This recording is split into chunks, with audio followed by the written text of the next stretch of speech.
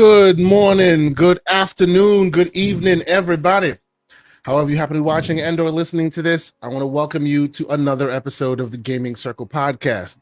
The podcast where, as you know, the ever late Saga always chooses to be fashionably late, and I expect he might join us sooner rather than later. But until then, we are joined by our first guest. This man has been in this chat for some time, great member of the community. Some known him for some journalism work, but he likes to be known as the best of us, which is a game critic. Aaron joins us directly from Sweden. Good morning or good afternoon to you, sir. How are you doing today? How you doing, man? I'm great. I've been looking forward to jumping in to talk to you guys on the show for some time, though. And it's as I said early on here, it is the perfect timing for me. It is Swedish afternoon, just 4 p.m. right now, and I'm out in the cabin by myself. So no kids, no partners, nothing. Just me and the damn wolf pack, actually.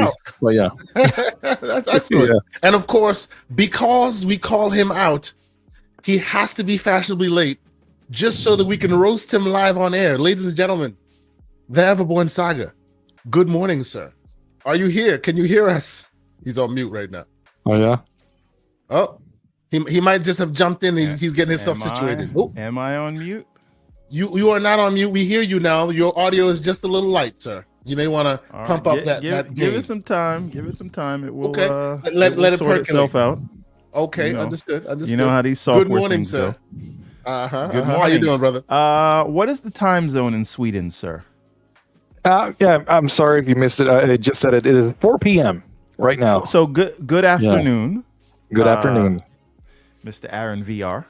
Mm-hmm. You see, not Aaron, it's Aaron. Calm down. Yes. Hey, wait a minute. I've always been meaning to ask you that. Do you prefer Aaron or is Aaron better? Aaron is just a synonym for whatever on Twitter, I guess. Aaron, I love the skit, of course, as you should. Like it is a how do you say? Like we see those things in Sweden as well. My partner, for example, she has a name that right? Yeah, Key and Peele. But like I love the skit and how they twisted it back and forth. So Aaron is just a friendly reminder of just the daily work of teachers and how they try to pronounce names of kids that come from different cultures than they themselves. But yeah, I love that skit. So no worries, you can call me Aaron. But yeah, my real name is Aron Westerberg Ringhög, which is the initials is not virtual reality, which one might think when it's gaming related, but it's my initials for my last names. Yeah. I see. Well, I've learned something new today. Absolutely. And any day you learn something new is a good day. Absolutely. Yeah. Kay, before we start, did you send an email to a certain person? Oh, I will do that. I thought that was going to be taken care of by the person who told me that the person was wanting to come on there. No. It's fine. I don't even know what that email is. Just let's send that person that email. I will send that person. I will send them a text to let them know after you confirm that the email is sent. Okay, understood. That will be done. But while we do that, this is so exciting. This is what we do. It's got to put out the bat signal. We're fixing the plane while we're midair. It is what it is. That's what we're doing. But you know what? How about we for a moment, Aaron? For those who may not know exactly what brings you to this community, what you do this community, maybe let folks know roughly what brings you and where they could potentially catch up with your film, your game criticism and that kind of thing. Yeah. So I've been writing and talking about video games for some time in Sweden, in Swedish, mind you. So feel free to jump in to our podcast. And I mean, sure, we have a couple of episodes where we do interviews with international guests, and those are, of course, in English. But thanks to the rich nature of the Swedish game development scene, we've managed to pull off a lot of great, conversations with developers and in Sweden as well. My main interest into this came from me working within sales and then marketing for video games back in 2007 up until maybe 2013. Between those those years. I worked at, EB Games, GameStop, and so forth. And then I worked at a company called the NSA, which is the National Service Agency, a Danish company that worked, with marketing across the Nordic countries for the biggest publishers, pretty much. So we did the on-the-ground marketing for Activision, Ubisoft, et cetera, and a little bit almost like we spoke earlier about, you and I, like what brought me into the critique part of it. Well, I've always been pretty outspoken of my opinions, no matter what it is. Mm-hmm. And I was very interested, of course, ever since 2007 because when I worked with selling games, one of the things was, of course, to play a lot of the games or the hottest games that we were supposed to sell and know things about. And I started to listen to podcasts and reading newspapers and reading websites. And I felt sometimes, listen, this is not how it works, because I've been sitting in those rooms with those marketing directors and talking about campaigns and the rollouts. And I've seen the results of like games coming in hot. Like, just for example, just imagine you're sitting and waiting and looking at your watch. I'm like, okay, so it's Friday. Tuesday next week, the next Call of Duty is out. And we don't have any material. We don't have any POS material. We don't have any campaign launch. What is the plan? We're waiting here. 5 guys across the Nordics, like sitting in the car waiting. And then they hit the button Friday afternoon, like, okay, there you go. 250 stores, make it done by Tuesday. Wow, then you're like, okay, bye-bye. So I've seen parts of that, as well as sitting in the negotiation rooms when it comes to, because we were always the supplier. So we had to understand, like, okay, so this is the budget for this marketing campaign across the Nordics for this specific title. And it always felt so weird to look at it and like, so this is the money? This is, but then you also thought, like, this is only the Nordics. So imagine the money they pour into other countries and other regions. Mm-hmm. But anyway, those insights that I got from working with that up until the point of 2012 something made me feel very passionate about teaching and trying to understand more, especially the feeling of not really understanding yourself, but you wanted to understand more, but you knew certain things were misconstrued when you read about it and so forth. So that would, got me into it. So I started to write a small blog, and then I started to write at bigger blogs, and I've been writing for IG in Sweden, some old, very, very, very notorious forums here in Sweden called Loading, etc. And then I've been producing a couple of podcasts. The first podcast that I produced was mainly targeted towards parents, and we discussed a lot of the angle of being a parent and a gamer and having kids growing up wanting to play games, and those conversations, like, what is screen time really? That is so useful, man. So useful. You got no idea until you're in it yourself. That is so useful. Yeah. Absolutely. Yes. Yeah. And then, did another podcast, and then we did another podcast. And the podcast, that last one we started up in 2019, which is still going, and it is the best format ever. We release when and if and how we feel like it. It's just like, we're a bunch of old, journalists, association people, and now some of us are working within the industry. I'm not one of them. I work at a production company that do a lot of productions for events and live productions and so forth. So a little bit of esports, because that's what the company was founded on a couple of years back. But yeah, I do this mainly for the passion. I love to analyze things. I love to sit and rant for a whole hour about something that I hate within a game I love. Stuff like that, just to be, digging down into the gray areas. Yeah. Shout out to the man, Luke Lore. One teacher to another. He said, that's wonderful to hear. Too many students have parents who ignore those conversations. Shout out to the great Xbox expansion pass. Great teacher, as I hear it in his own right. So salute to you, sir. Thank you for being here. Thank you, Aaron, for making some time in your vacation cabin schedule to join us. It's my honor. It's my honor. Great. Yes. Yeah. So, Mr. Everborn Saga, I have sent that email. I have sent up the bat signal, sir. There will be some that will join us midstream, as it were. We expect to have some interesting folks to join us for what will possibly be, I don't know about a somber or a humbling conversation. We'll try to keep it light and airy, as it were. Before we get started properly, though, let me first off say thanks to all the wonderful folks that are already in the chat. We already see over 100 people in here. over YouTube and Twitter. Thank you guys so much for rocking with us on a Saturday morning here in the United States, or at 4 o'clock in the afternoon in Sweden, or wherever you happen to catch this. We appreciate you. Real quick, I will say the Penguin himself, Floodzilla, joins us as a YouTube member. Thank you so much, sir. Great member of the community, always in the Discord, always talking that stuff. Appreciate you for being here. And of course, the other great member of our community, Mr. J Mac, with a $5 super chat. He says every move Microsoft makes is to make money or save money. Never are they trying to stay in the good graces of your feelings. Xbox World Order. And I think he says it right on point there, sir. We're gonna get into all of that today. I think the nice guy thing is over, right? Yep. That doesn't mean Xbox is over, but that whole we care about your feelings things is. Mm-hmm. And absolutely, we'll get into it, but that's what some people have been asking for. They didn't like Kumbaya. This is what no Kumbaya looks like. That's what it looks like. Indeed. We'll talk more soon. Speaking of the Discord, join us on them Discords. I put the link in the chat. I will also put the link for it in the description when this thing posts. We have a lot of great conversations. When this news first broke, let's just say there were a lot of hugging sessions in the old Discord.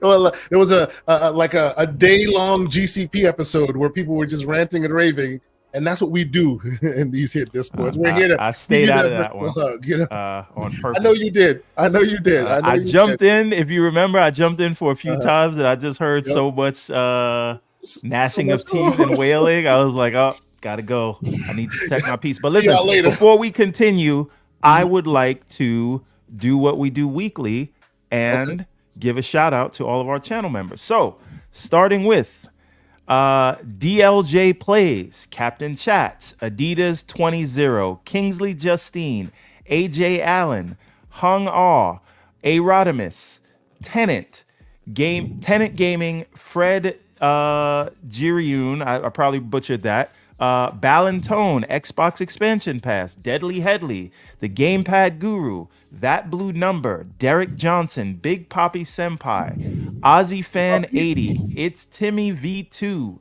Roshan Eppinger, Zach Riley, L. Paul, Leonard Herrera, you know what I'm saying, yes. Leonard Herrera, Chris Coleman, Zay 429, JB 1521, Risk It for the Biscuit, Sith Lord, Infinite Umbra, Zach Hayes 85, Torino Johnson, Andy B. Drumming, Focus Active, King Webb, Drake Williams, XBX Lord Chaos 78, Punty 050, Tim Purr 21, The Black John, Guess Who 107, Dave Ramos, Basement Radio Arcade, which is Brap, Slow Mo Backslap, JD Gamer, Neo Mental, Pixelbit G, Big Bad Mo, John Wolf, Hargi Shani, and the one and only J Mac and MJ Dark. MJ Dark.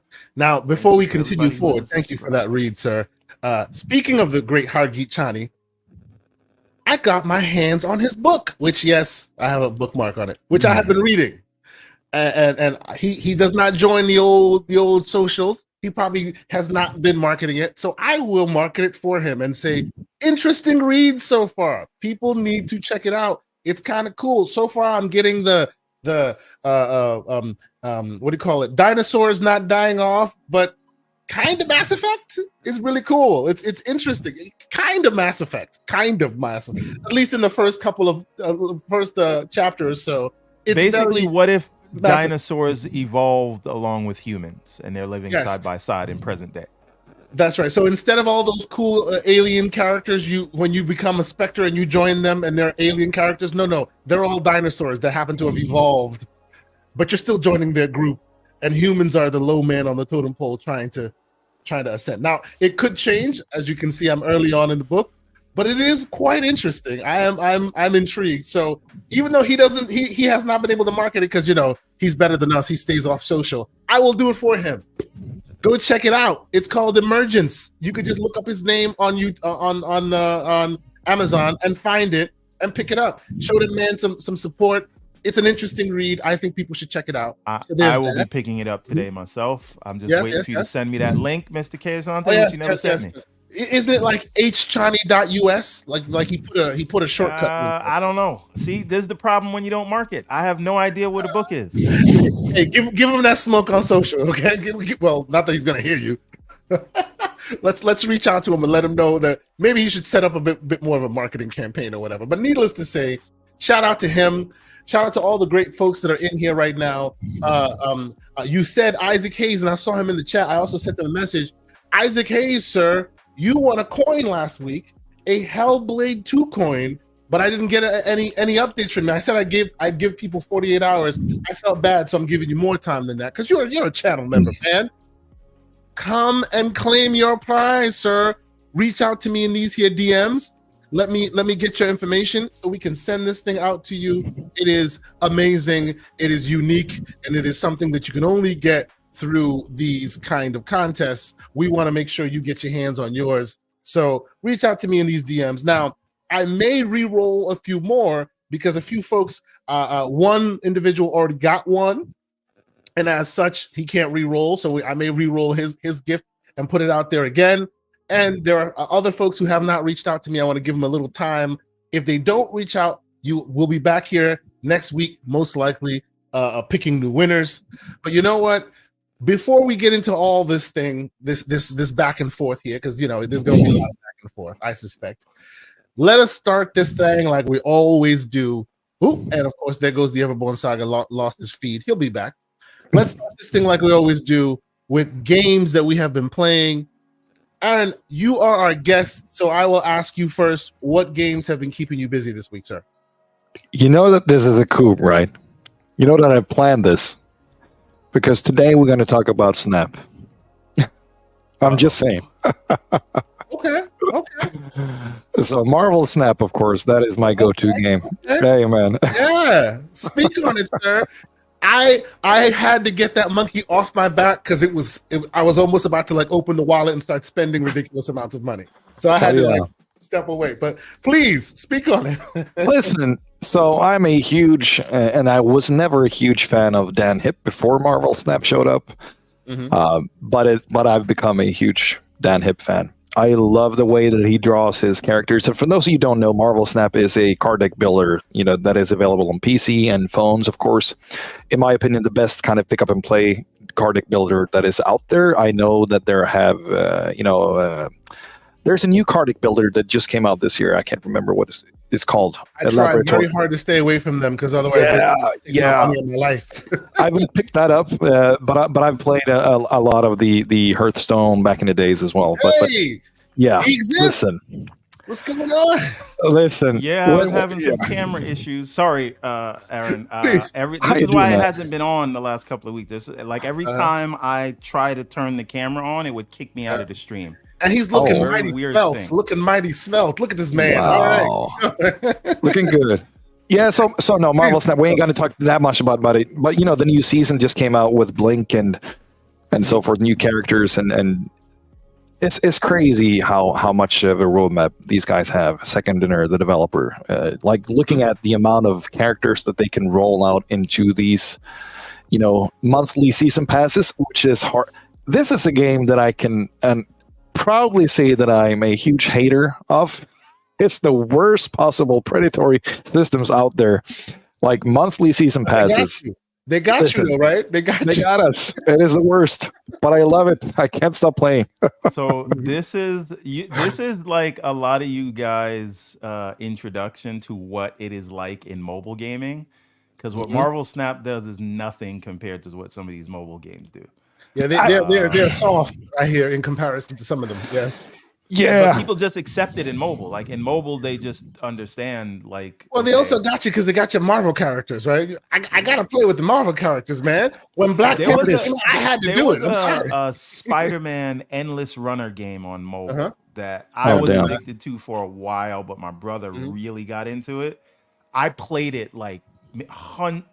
hundreds of hours, but I didn't spend a lot of money. My brother was just like, I need to get every Spider-Man suit available. It was made by GameLoft. I can't. It was Spider-Man damn. something. I know the game you But talked about. you just run forward and you have to swing at the right times. And It was duck done and all really of that. well, but it was all about what suits you could unlock. And it was literal like loot boxes with like that was basically gambling, and you could spend money to get a suit box, but it might be a suit that you already have, so it's not worth anything to you. Like it is, so Marvel Snap is just feels like an extension of that. But they did have a very fun gameplay loop, so get ready. Yeah, I mean, just collecting the cards in Snap is a one, like that is one of the parts. But I do think that, and I usually go infinite each month for each season, and I try to stay away from buying each and every monthly season pass as well, because sometimes it's just more fun to look at the current meta that is built on the card of the season pass and work with decks that can punish the meta. And most of the time, I honestly have worked with like Series 3 cards, which is a series of cards that every player has an ability, an option to get just by playing for free and not paying anything. And it's what I love about Snap is, of course, the possibilities and the different strategies that you can work with the Series 3 cards to just punish the current meta. And I think that is the level of quality that you can find from that game compared to maybe any other game where you actually need to be a part of the meta to find success. Yeah. But yeah, it has the worst systems. It's super predatory. It's and buying gold, everything, because each and every artist, they have so many variants for each and every card. So if you got Iron Man as a card, Iron Man, you put him in a location and he will double the power for all the other cards in that specific location. He looks like he looks, and then imagine that one of your favorite artists out there from comic book worlds contributes their version of Iron Man, and of course you wanted that one, and then you want to upgrade that card. Yeah, it's the worst. It is literally the Fortnite model. Like any character would work. Like you have all the characters you need. You have everything you need in your deck, but you will buy. Yes, you will, because that one looks better. See, I just like as a principled approach. I know a lot of people consider that stuff like predatory. No, I think it's done right. I do think it's done right. Making it without making it pay to win. Yeah, I mean, to me, I say whatever you can charge for that doesn't affect gameplay, charge away. Because if people can't help themselves, I've been guilty of it sometimes. But if you can't help yourself because you just got to have that costume, take their money. Take Aaron's money. You see what he says, Aaron? And then Capcom says, you know what? All right, we'll charge you for rolling a new character. And you're like, sons. No. That's different. There you go. That's right. But it is the worst. But no, so that's the kind of that's what I do when I go to bed or go. Yeah, that's the in between game. But the big game that I'm playing right now, I can wait with that and let you guys go. Oh, please, no, go ahead. Tell us the big game you're playing. Yeah, absolutely. So I'm in the cabin. Okay. I mean, what I want to say about that is, it gets dark, of course, during nighttime and so forth. And if you've been in a cabin out in the woods, you know the kind of environments that you get. And it's the same thing here. Like the pine trees, the wind blowing beneath the bushes and so forth, and like the openness out to the woods and so forth. That's like all of those things, check marks.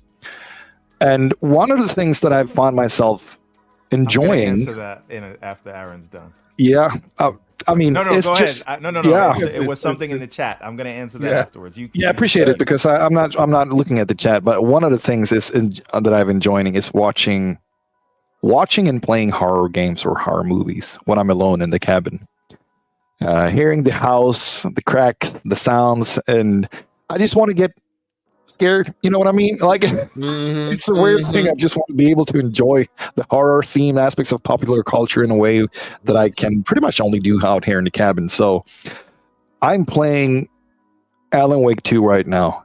Ooh, wow! It's In the the worst. cabin, no less. The That is worst. crazy. Aaron, let me ask you a question. Go ahead, man. So you're a big horror guy. We're a big horror family. We have a Friday night tradition of watching horror movies. That's just what we do in my house. What we saw a terrible one last night. Just because it's hard to find good horror movies. However, I will ask you, what are some recent horror movies that you would recommend? He's being I'm sorry, I'm ashamed. I haven't watched that many. No, I haven't watched that many, to be honest, because I've just been, every time I have goes into the games, I'm way behind on my assignments right now. So it's just the games. Okay. But I can say, of course, myself, just like, oh, Jordan Peele got a new movie. I might have checked that out. And me alone in the cabin during winter time in the dark, watching Us for the first time. Masochist, sir. Masochist. Man, what are we doing? I shit myself almost there. But yeah.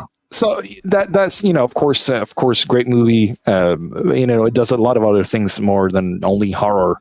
But man, yeah. But recently, not that many though. So I'm down for recommendations. Okay. There is one that we are set to watch tonight called Abigail. Oh yeah, I've heard about it. Yeah, it is, and I'm not spoiling anything because this is the trailer. Oh, you've already seen it. Movie. No. We're watching it tonight. Okay. It's very highly rated, but it is a group of people who are kidnapping a girl, not to hurt her, just for ransom. And so they're supposed to babysit the girl until her rich parents pay a $50 million ransom. They're not there to hurt her. They just went into the house. They're locked up in the house waiting for the ransom to be paid. Turns out that girl is a vampire. Yeah, I don't want to play around with her. Very old. And now they're locked in the house. So as soon as they go to wait, the metal comes down around the windows and the doors, and they're stuck inside the house with the vampire, who happens to be a ballerina. That's all in the trailer, so I'm not spoiling anything. But that is the premise. It is. Y'all are crazy. You don't watch that alone in the dark. Crazy. But it's more like it's horror, but it's like schlock horror. Like it's almost like it's fun. Like there's a lot of gore and stuff. But okay, yeah. Luke Lord coming for you. No, hold on a minute. Who is Xbox Expansion Pass? Who you cannot legally spoil something that is in a trailer. Oh, they spoil things in trailers all the time. I mean, come on. You watch a trailer and you feel like you just watched the whole movie. Like, all right, well, you know what? I don't know what to tell you. That's why there are some people who go unsullied because they don't want to even watch trailers. Jesus. Luke, you just showed somebody getting killed in the beginning of this game, and I'm the one spoiling stuff. This was literally the opening credits of the game. So wait a minute. So the opening of the thing doesn't count, but the trailer does. That's what we're saying. I just want to classify when we are spoiling. I love this whataboutism, sir. I love this whataboutism. I gotta like if I were to push back along with the chat though, I gotta say that there is a clear difference between watching a trailer and watching the full movie and going in completely blind, thinking like, oh shit, they are horrible. How can they do this to this little girl? And then realizing that something is off. Right. You know what I'm saying? That is an experience in of itself that I kind of appreciate. So thank you guys. But I think I'll be jumping off. I'm super disappointed right now. Yeah. How do you know what movies to watch unless you watch the trailer? Oh no, your recommendations. Right. What if I had a guy called Everborn Saga who said, listen, you should watch this movie. I'm not going to tell you that much, but just go watch it. As soon as he says it, then you go, no, I don't want to hear anything else. Yeah. Then he will spoil it and tell you the trailer. No. Anyway. Because... No, but to be absolutely fair, these days, because they're trying to get you to watch a movie, they really spill too much of the tea in the trailers. Yeah, it's the worst. Trailers are the worst. Yeah, like I can sit back and say, what am I going to watch today? And I'll skip through trailers. And by the time I finish a trailer, okay, I've seen that. And then you know the whole thing, the beginning, middle, and end in that trailer. Well, there's a beginning, there's a middle, and that's what happens to them. And then you move on. it's the trailer's fault. I'll be honest with you, right? But we like to give Everborn some stuff on unwarranted smoke. It's fine. It's fine. All right, we like to give a little smoke.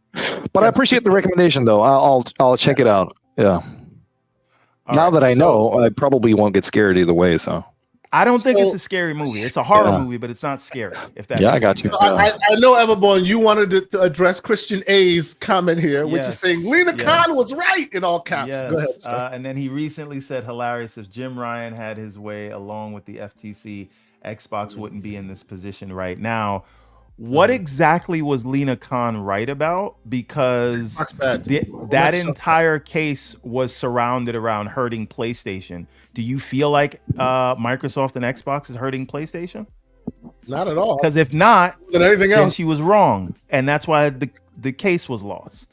Right? And so, again, this whole thing about now you can say, well, what about the jobs? The FTC literally didn't care about the jobs because when the unions were brought up, we're not going to start that. We're not going to start that. We're not because as we all now know, in hindsight, that whole thing was a poison pill. We'll get to that part soon. That's fine, but it's for different reasons. So let's call a spade, and let's not pretend they cared about the jobs because they didn't. They cared about protecting a specific player in the market. So, before we get into all of the tea, because some people are eager to jump into the deep end of the pool, let's start this show as we normally do with the games we have been playing. Now, obviously, Aaron has been playing a lot of that crack that is known as Marvel Snap. That monkey was on my back for some time. I was lucky enough to get it off my back. Now I have Bellatro on my back. That's a whole different. Oh, Bellatro it was called, yeah. Oh yeah, that's a whole nother thing. Everborn Saga, sir, do you have anything new you want to bring to the congregation as far as games you've been playing? As a matter of fact, I do. We talked about Hellblade last week, and I finished part 1, right? Yes. Is that okay? So, the game that I am playing is a pretty old game, but it's new. But it's an indie game. It mimics an older game. It is called aggelos. Now, many months ago, Infinite Umbra put me onto this game because I think it was on sale for Xbox for like $3 or whatever. I got it on Steam when it was on sale. And would you spell that so I can look it up? Aggelos, Aggelos? Elos. Aggel. So it is basically like Wonder Boy, if you remember that game, Wonder Boy Dragon. Yeah, I'm looking at the trailer right now. Yes. It's pixel art. It came out in 2018, but it is to mimic that 16-bit era of games.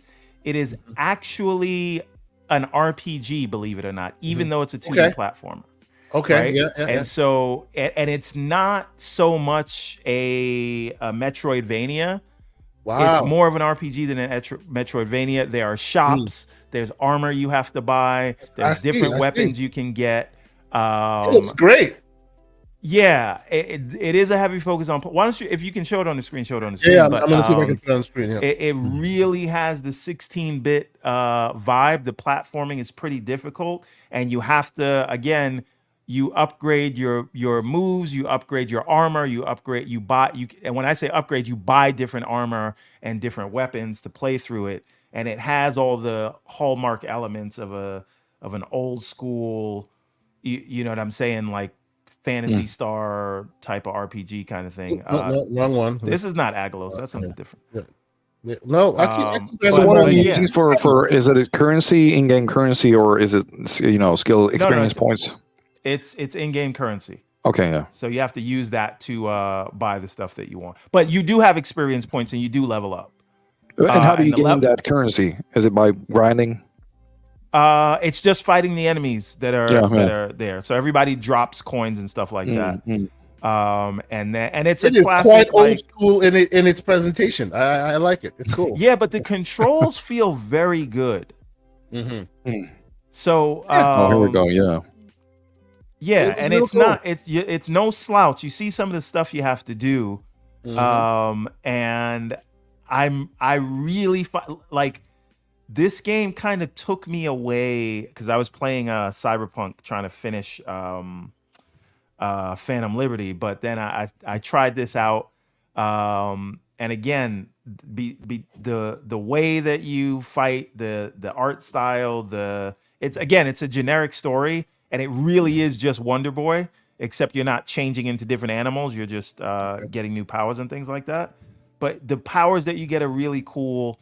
And again, shout out to Umbra, because he's the one a couple of months back that let me even know this thing exists, and then I got it. But you see some of the platforming stuff they ask you for to do in this. Okay, so it looks good.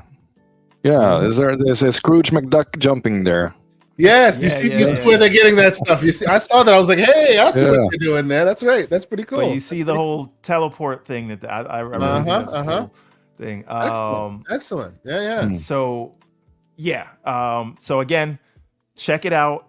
It's super cheap. I don't know how much it is right. I did not pay anywhere near $15 for it, but I think it's worth $15 right now. Yes. Yeah, okay. I think I got it for like $5. Okay. So what else have you been playing? Just that, really. That and Phantom Liberty. So let me talk a little bit about what I've been playing, and this is speaking that same old school era energy. Shout out to the great Lucius Augustus for this recommendation. He basically was talking to me in the DMs about how gaming, the gloom and doom of it all and all that, right? But he wants to branch out and get new games to play and something interesting. And then he brought up an interesting game that he has been playing, or that he heard was super interesting and wanted to try. And he was explaining it to me, telling me, don't look up any kind of guides on it or anything like that. Go in absolutely cold, right? And after speaking to me about it a little bit, he got me to wish list it. And then I was talking to the man MJ Dark, and he was like, hey, PlayStation Plus this month quietly has a great lineup, so you should check it out. So what was it, yesterday, 2 days ago? I'm like, okay, I guess I'll sit down and I'll try it. And this is because, like, Everborn, the DMs was wild. There was a lot of, everywhere you go, it's just kind of sadness and what's going to happen in gaming and this and that. And I will tell you, this game has single-handedly rekindled my love and my soul for this gaming. And that game is called Animalwell. Yeah, Animalwell. Yeah. Mm-hmm. Okay. Overwhelmingly positive on Steam. Like, so many people have purchased it. It's like $22.50 right now. Okay. Made by one developer. His name is Billy Basso. Putting Everborn in the game. Keep going. This game is like if you remember what made Nintendo magical, what brought Nintendo into where it is today. If you know that Pixar magic, that is literally this game. That's what this game. Okay, wait a minute. Wait a goddamn minute. All right. What is the name of this game? It's called Animalwell. And oh, by the way, it is free as PlayStation Plus footage, PlayStation Plus game of the month. I'll pass. I'll go and get it on Steam. Thank you. Yes, very much. I'm definitely planning on getting it on Steam. Funny enough, so a quick story. My son, who is like he's 5 years old, indoctrination is deep. He started playing a game called what do you call it? Damn it, I forget the name of the game now. He started playing this platformer when he was 3 years old. I put a controller in his hand because damn it, you're not just gonna keep touching screens. You're gonna play a controller, right? And that's why you guys have actually heard me talk about get your controller smaller. Their console manufacturers, because kids got to play it too. Otherwise, always Switch wins, right? So he started playing platformers. It took him like 2 years to beat this platform I'm talking about. He's now all about Mario Wonder and all of this. But I saw this game and I was like, okay, this game is for my son. He will love this game. He is now 5 years old. What you're actually watching now is footage of him playing the game. I've already played it. Yeah. This is my son playing this game. This game is so good. It is a Metroidvania. It is a Metroidvania, but it's like it speaks volumes without a single word uttered. It's like the environmental storytelling is just so on display. It's teaching you systems, a 5-year-old can pick up a controller, and he's not a gamer like us, right? His gaming life is maybe a year or two max, right? I've been playing for like 30 some odd years. His gaming is small, but literally as soon as he picked up this game, he is playing this game and he understands what he needs to understand. It is difficult. It's got puzzles. Do not watch any guides. In the week that was the gloom and doom of gaming, this game saved my gaming soul. Like, it is so good. It is so good. Hey, I don't know if you can see this. There you go. Put that on there. I bet you it runs at like 4 TDP on the Steam Deck, and it will run forever. Like, and as you can see, it's like basically you can turn off the scan lines if you want. But my son was like, I like them scan lines. He wants to keep it. Right? So I left the scan lines on for him. What are the scan lines? What are you talking about? What does that mean? If you know how progressive scan on old CRT TVs. Yeah. Yes, old CRT energy. You don't see it here because of the way the footage is presented, but you can actually turn that off, and then everything is blocky and you see it. But the game has scan lines that you can turn on, and it basically puts scan lines. Simulates a CRT look, right? 33 megs, the whole download. Bro, like this game is like when Vampire Survivor first came out and people looked at it and went, huh? This has way more systems than Vampire Survivor, like way more. But the energy. Never look at the size, the look of it, it saved the soul, man. Like, this game needs to be played by all immediately, and PlayStation needs to get a lot of credit for putting this on PlayStation Plus. My only bit of criticism, as much as I love this game, and the game has nothing to do with the game. That PS Plus, that PlayStation DualSense controller is not meant for these games, man. Like, I can feel the delay. Like, when I'm playing it, I can't quite land the precise that you need to land because it just, I don't know, man. It just doesn't. Maybe you need to be playing on a CRT TV. You know that response rate? Oh, no. I will be buying this on Steam, but this is just my call to arms. If you have heard the name of this game, don't look it up. Take my word for it. Go buy it. By the way, Pixelbit G is asking what's the name again. It's called Animalwell. I just picked it up. I will be playing it and talking about it next week.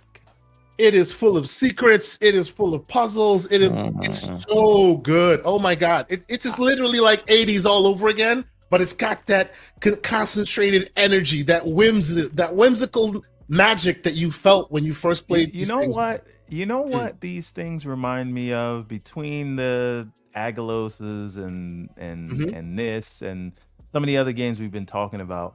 I just feel like this was just the best era of gaming, man. Like, really, this 2D era. Again, I fully admit that this is just me being old and coming up in this era, but this speaks to me more than any or most of the AAA stuff that we see today. This kind of stuff. I haven't played this game, but I'm just saying. One developer, one dude. My game of the year right now, we'll see after I play this. My game of the year right now is still Prince of Persia. Yeah. Damn. I mean, I'm seeing a lot of, or at least I'm interpreting a lot of symbols, like kind of a language that you can find out for your, not on this specific screen, but I think I saw it a couple of screens back. And I could imagine that's, so I heard one sentence about this game. And it was, imagine if you mix your regular Metroidvania with Outer Wilds. And then I'm like, okay, turn off. Yes. I don't need to know anymore. Yes. But yeah. And this is coming from me, the guy who's all about the speeds and feeds. I'm playing Avatar, the Avatar game, because it like blows your wig back visually. Like, I love how far we have come in gaming. And when games like this come and they're literally showing me blobs on the screen and like the equivalent of preschool, if you will, in comparison to what we can do today, and still somehow it takes all of your time away from any of those others, This thing is a masterpiece of epic proportions. Oh my god! That is that. So what you're saying, and again, I haven't played this, but that's what happened with this Aggelos game, right? Like, there's all these other big AAA stuff, right? I still haven't gotten back to Dragon's Dogma yet. At this point, I'm wondering if I will. but all these Cyberpunk, all that stuff, and it's the old, you know what I mean, like 2D platformer game that pulls me away and has me more interested, because I feel like so many of the AAA games right now that I play, I'm playing them to see what happens in a story, right? You know, and gameplay can be hit or miss, but I'm really judging it on what the story is there and the visual effects. When you play a game like this, you are playing specifically for the gameplay. Yes. And you know, you I guess you ask yourself, what is more important, interactive storytelling or gameplay? Yep. And what really, like, what's magic to me is that my 5-year-old, who I don't have to, we learned that, the red barrel is explosion, that it teaches you that over years of gaming. My 5-year-old does not need to be taught anything. He grabbed the controller. Oh, you jump. Okay. Oh, you do this. I had to tell him that the telephone was safe, because, how's a 5-year-old going to read telephone and know that's a save point? But besides that, this game speaks with its gameplay more than anything else. You want to know what happens. You want to, and we're not trying to Everborn this here. We're not going to spoil nothing. Listen, whatever you say, if I said it, people would say I was spoiling it. But go ahead, say what you're going to say. No, as a Metroidvania, right? You know what Metroidvanias do. If I call it a Metroidvania, if you're a gamer, you know what that means. It means you have these places you can't go to. You get more abilities to go to them next. It boggles my mind how far this thing goes, and the thing they give you, and then the other thing, and then the other, and you're just like, yo, this dude is a Brit. Like, who is this genius? I need to meet him and shake his hand. This is amazing. It is amazing. It's got to be about levels, right? Like, there are levels to this, I would assume. Yes. If it's that type of game, of course. Yes. And I'm very early in, but it's like, it's got me. It has got me. It is so good. And the fact that it's just some bleep bloops on the damn screen versus... It doesn't matter. I see stuff that I don't want to see. Oh, man. It looks super intriguing. Yeah. It's so good. And guess what? You don't have to be connected to the internet to play it. It's barely 500 megs, and it will give you 500. I downloaded 33 megabytes. I'm sorry. This could fit on a high density floppy disk, and it is like, if I don't hear this in Game of the Year talk, I will be stunned. It is. Oh, look, people are saying Kay's spoiling stuff with this on the screen. Look at that. Wow. Who's the real spoiler here? Yeah, of course. Lucius got to get your back. Shut up, Lucius. I was just giving you flowers 5 minutes ago. What's wrong with you? I want to ask a question. Okay, go ahead. You. Question before we go. Okay, you know what? I'll switch the screen. I 100% believe, you got to give smoke where smoke is due, and you got to call things out. Sure. Yeah. But does anyone worry that the constant negative feedback loop is not good for the human psyche? That's what I mean. This saved my soul, man. I had to step away, and then I was all gloom and doom. I was just like, everywhere you look, it's negative. You're listening to your favorite podcast. They're talking about the gloom and doom. You're in your DMs. They're talking about the gloom and doom. Your mentions just have gloom and doom. I had to step away. I played this game and I was just like, wow! This euphoria washed over me. I needed this. No, so what I'm saying is, so on the one hand, people want to say, you have to keep it real. You have to call things out, and I get that. And it doesn't mean that I'm okay with certain things that are happening right now in the industry, but I also don't know how healthy it is for me to be in a constant cavalcade of just negative opinions, negative feedback, and in the name of keeping it real, but everybody is like, it just becomes not fun to be around. that doesn't mean you're happy or excusing certain things. Yeah. But also at a certain point, do we look at the Animalwells and the other things and say, well, here are the good things that are out there, because so much negativity is I don't know. It hasn't been good for me. Like I've been kind of backing away a little bit. But I don't know. Listen, you're on the right track though. I'm just saying, life is not black or white, as we know. So being real, got to be that in between, right? You got to be able to. I love Xbox. I love PlayStation. But damn, did they mess up this week? And I think maybe the easiest way to approach it within the gray areas is if you are able to distance yourself, because then you can say it with a smile and you can say it with, a tears in your eyes. If I was actually worried that a person that I know was the one who got fired from Arrowhead, but I just got confirmation that it wasn't. Awesome. It's stuff like that, of course, because you see the struggles that you go through yourself, depending on what industry you work within and so forth. Everybody has a rough time. But I agree with you, though, like Everborn. Of course, we got to love the medium. We got to be able to appreciate what we can play.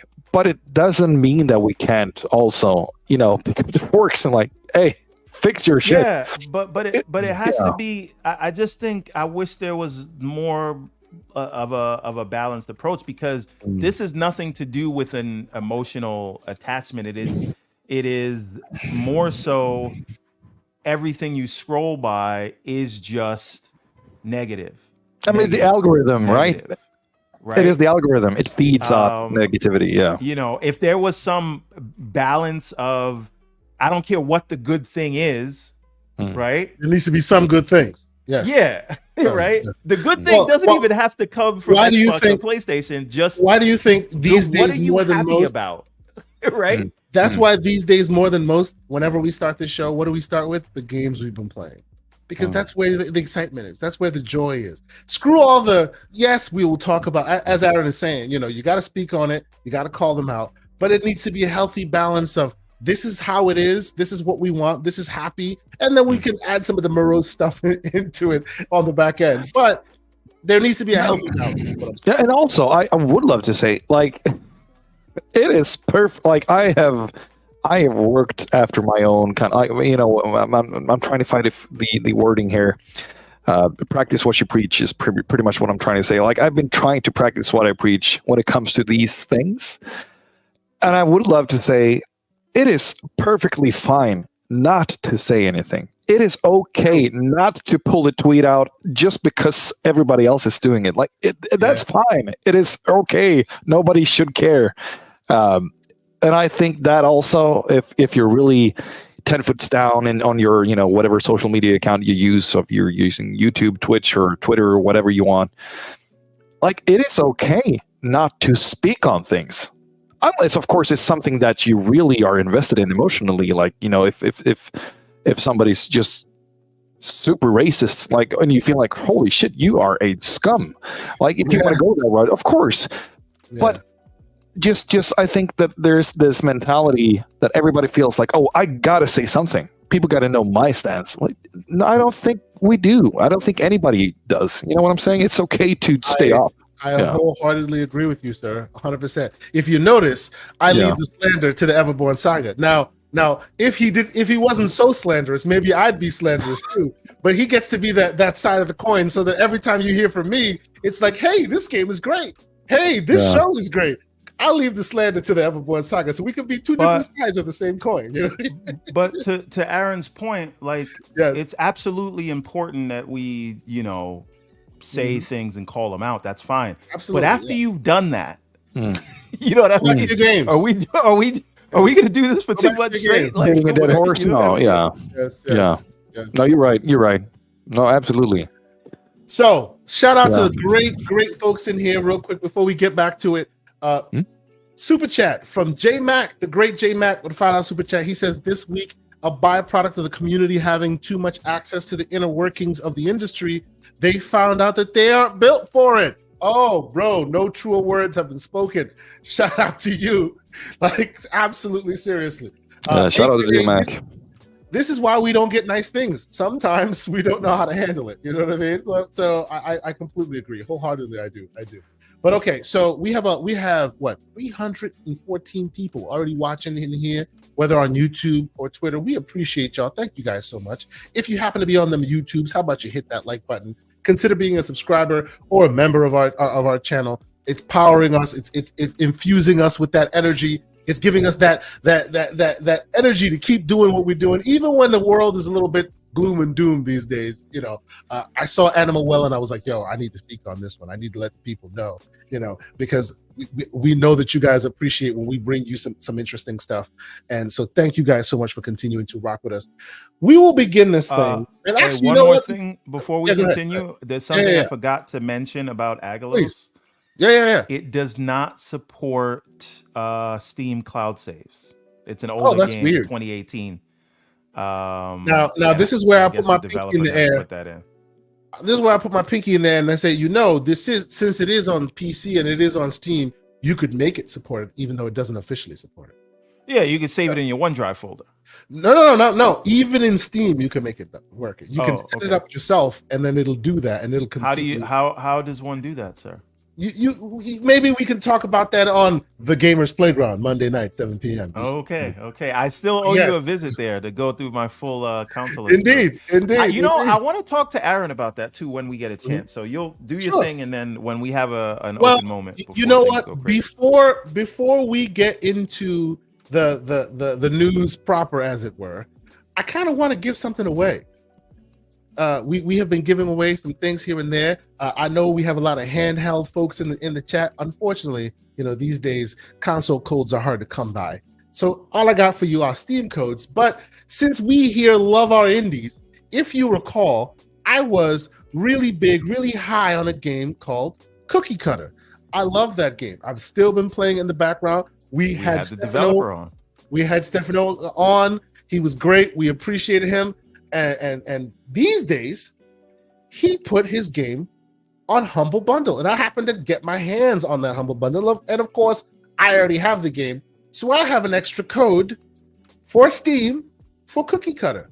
So you know what? I think I'm gonna give that one away to those in this chat. Anybody who maybe has themselves a Steam Deck, maybe you have yourself an ROG Ally. If you're able to access Steam, I have a copy of Cookie Cutter for you. So throughout the show, I'll put something in the DM. I'll set up a hashtag, and then whoever happens to win it, they'll get their hands on it. So that's what I'm gonna do for the chat for now. But yeah, I think I'll do that for sure. So let's speaking of ROG Allies, are we gonna talk about that stupid bait and switch event that they did this week for the ROG Ally? If you want to, sir. If you want what the F was that? Like how do you got everybody up watching a live stream excited about it just to say this is a live stream event to tell you the date of the live stream event? I've never seen nothing like that in my life. They did that before. This is what they do. They held an event to tell you about an event. Yes. Oh my God. Like they should be ashamed of themselves. I was really like, you know what? I don't care what you tell me at this point. I'm not buying it. Although a ROG Ally with double the battery life and 32 and nothing else. Gigs. They didn't say nothing about 32 gigs. All they said was better more memory. No, they said more memory also. Yeah. Okay. So I mean, they could cheap out and do 24, but I think they would go 32. So 32 gigs and better battery life. Wake me up when you do better than this. Well, wait a minute. What do you have in there? 64 gigs and 67. You don't need 64 gigs. You told me I didn't need 64 gigs on the 4090, but you need it. You need it in this handheld. Cut it out. You don't. But wake me up because it's already in my hand. What? But wait a minute. Something you can buy. But wait a minute. Oh, they also they moved the SD card slot so it didn't melt. and they claim it's because of the chip design. But try keeping it on the bottom. Yeah, right. Yeah. It's the same Z1 Extreme chip, which is such a disappointment. But okay, I actually don't think so, right? Because it says if you, because here's the whole thing. What would have been a problem, and this was one of your fears, one that they weren't going to update it, and they really have done a better job than you gave them. I will give them props. I will give them props. They have taken care of it. Yes. People buying a device that are saying it's obsolete in a year later is also not a good look. So they've kept it. They're going to keep it for at least 2 years with this X, and you can get an upgraded version, but it's on the same chipset, and it is probably outside of the Steam Deck. It is probably the number one selling Windows handheld. I think you'd agree with that. And by the way, I agree with that. But by the way, I hadn't played with the Legion Go, and this weekend I happened to go to Best Buy yesterday and got my hands on the Legion Go. Yo, that thing is not bad, bro. That thing is not bad. And it has a trackpad. Close to this. It is close, like in its size and its scope. It is quite good. I was like, hey, now. But the sides, a better battery. I don't know. The sides of the Legion Go come off, though, right? Yes, they do. Yes, they do. Okay, it's not bad. It's not bad. You know. So when I held it, I felt like I don't know.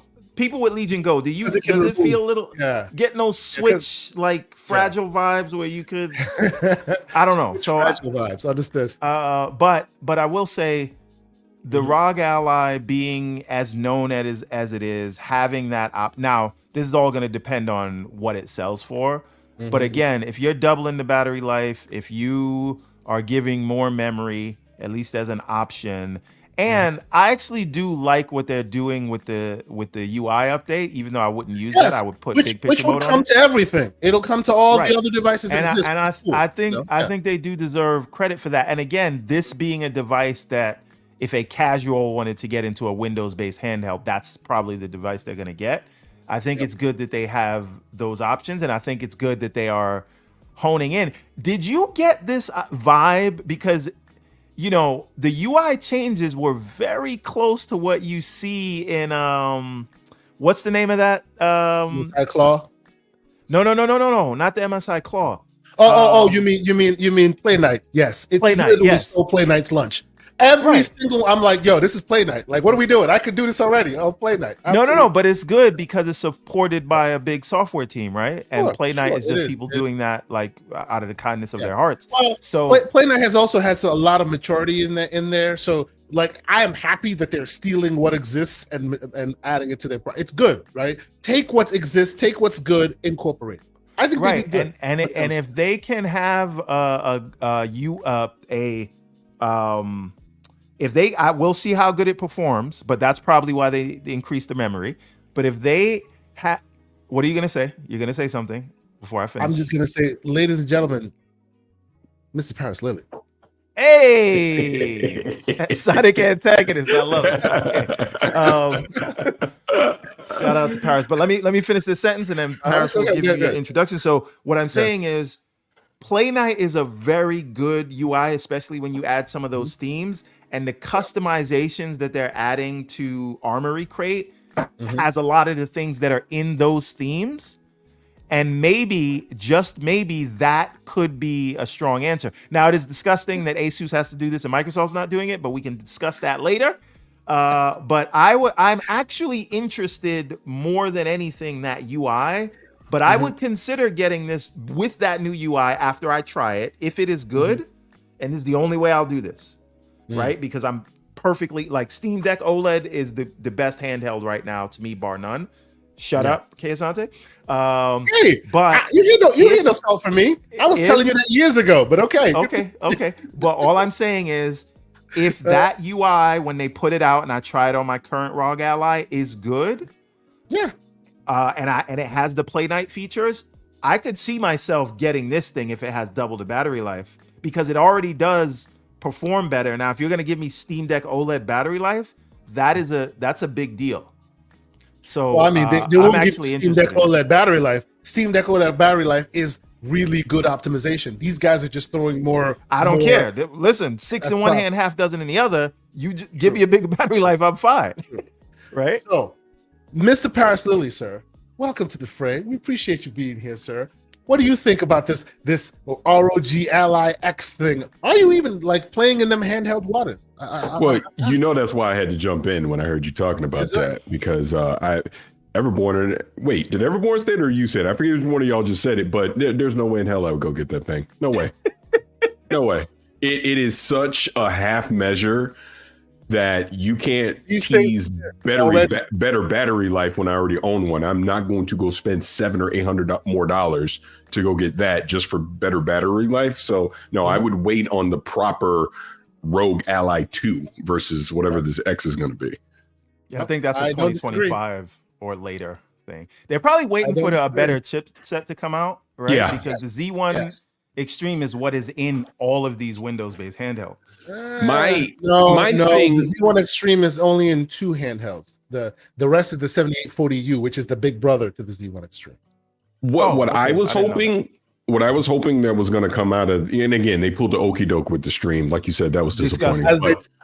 But my hope was, and I would assume this could have been tied to something that Microsoft or Xbox was going to announce, that they continued the partnership with Xbox, and we got a more refined UI for that Xbox app. That's what I was thinking was going to happen. That's what I was watching. Yeah. Well, Paris, I wonder, because I was thinking very similarly, right? Because that would be the place to do it. Is it possible we get that on June 2nd or whenever they're going to show it off? Or do you think it's going to be more like we're Asus, so we're going to focus on our user experience and we don't want to dilute that with whatever Microsoft is doing? I think it's still possible. I think it's definitely still possible.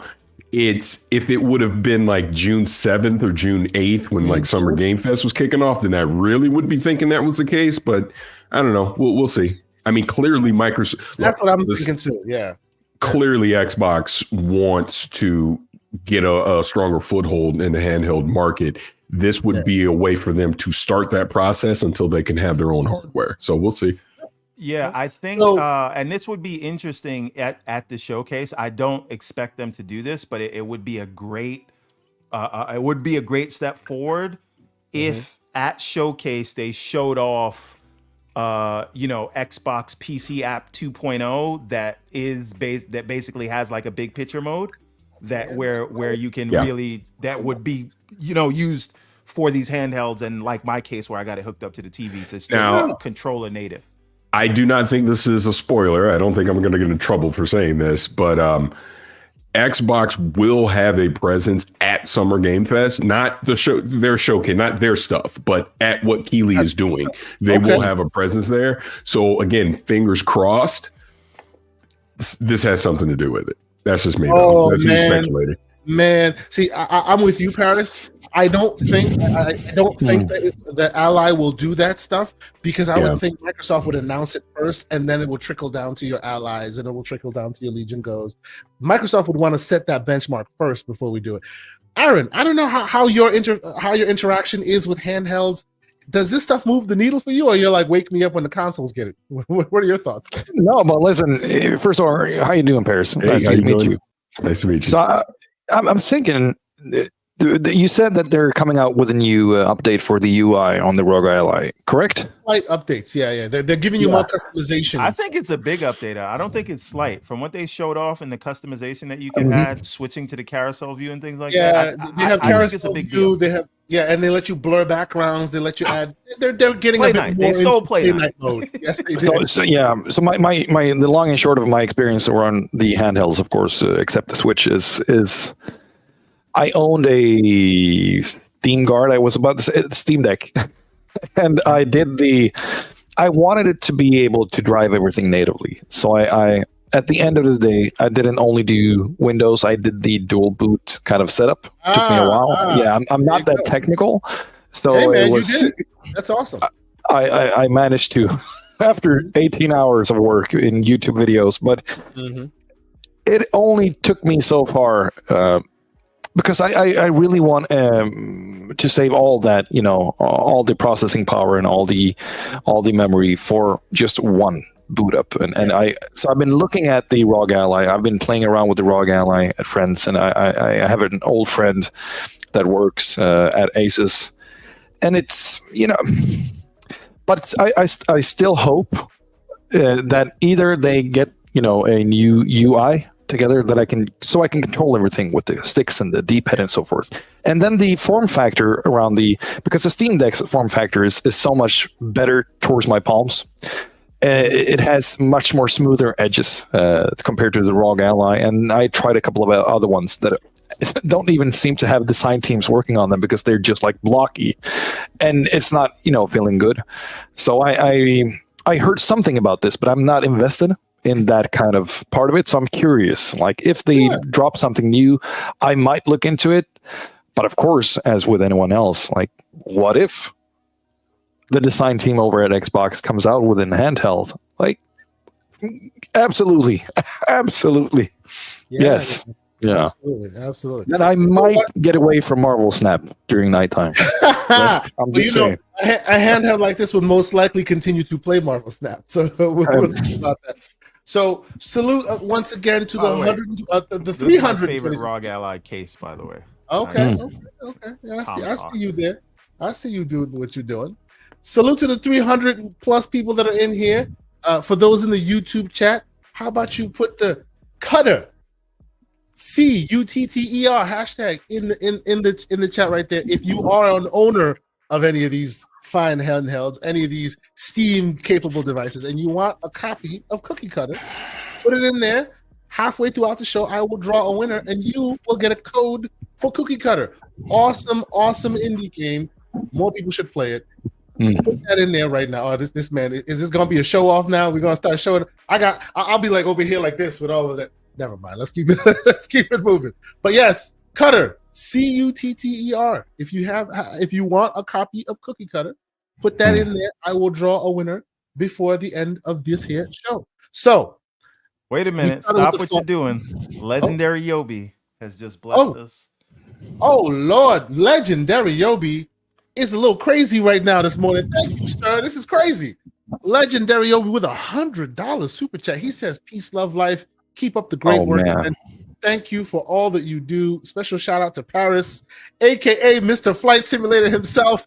Thank you, man. This panel is inspirational and sensational, authentic gents, all for the love of gaming. Sir, you are a gentleman and a scholar, man. This is amazing, sir. I have no words for you. This is too much. Thank you so much, man. I appreciate you being there. I appreciate the support. This is amazing. Yobi has always been a force of positivity. Absolutely. You are funding some trips to LA and other places, sir. I appreciate you. Thank you so much. This is amazing. This is too much, man. Thank you very much. I appreciate it. Now, we have started on the fun path. We're talking about our games. But we might as well go ahead and start off on that path, that whole thing. Now, do y'all just want to head straight to the gloom and doom of it, or I have a whole bunch? Yes, because I don't have a lot of time. Okay, let's just head straight to the gloom and doom of it, because Before we do though, can I just give a shout out to the sound systems in Alan Wake 2? That, like the sounds. Please. That's it. Beautiful sound, amazing, love it. It kills me every time. Yeah. Okay, let's go. Can I kick off your conversation by asking you a question, Mr. Asante? Yes, absolutely. So it is public knowledge what you're going to do in June, correct? I'm not spoiling anything. No. Speak on it. Yeah, I'll be heading down to the June events, the former E3s.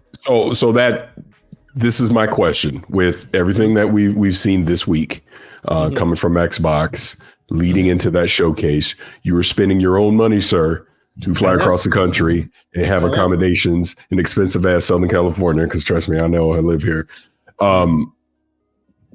Has your excitement been dampered by what you've seen this week? Are you still excited to come out here? Not forget the people, of course, the people, you want to see the people hang out. I understand that. But for what Xbox potentially could be showing you, are you still excited for that, or is there any doubt? So I will tell you from my perspective, right? And I'm a weirdo. I always have been. I'm always a minority within a minority, and that's fine. I'm happy living here. I will tell you that my initial excitement for it still there. I'm super excited for it because I still expect that they are really trying to reach their customer base, right?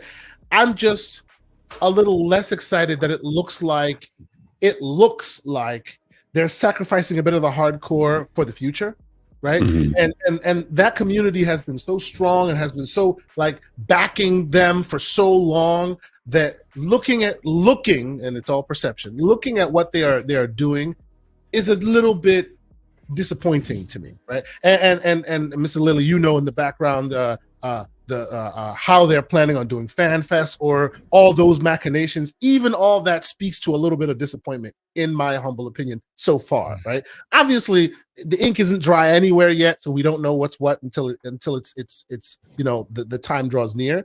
But it all speaks to the fact of, like, as Everborn has been saying, and I hate giving him credit, he's on mute, hopefully he doesn't hear me saying this, you know, it seems like they stopped dancing with the people that brung them. You know what I'm saying? Like, it seems like they're at a new level now, so your services are no longer needed, community. Right. And that to me is a little disappointing. Doesn't mean that I am not excited to see the new form they take, right? I have been rocking with them for years. They don't know me. They don't owe me anything, right?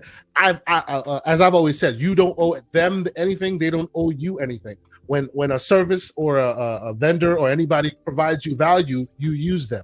When it's no longer valuable to you, you get the step, and that has always been me. I think the loyalty is the smokescreen they cover your eyes with so they can take advantage of you. I've never been that person. Right? I've never been that person. So, like, while their moves is questionable to me, right, and I can see that it's detrimental to those who have tattoos on their arms for Xbox, it doesn't diminish my excitement for them by writ large. I hope you understand what I'm saying.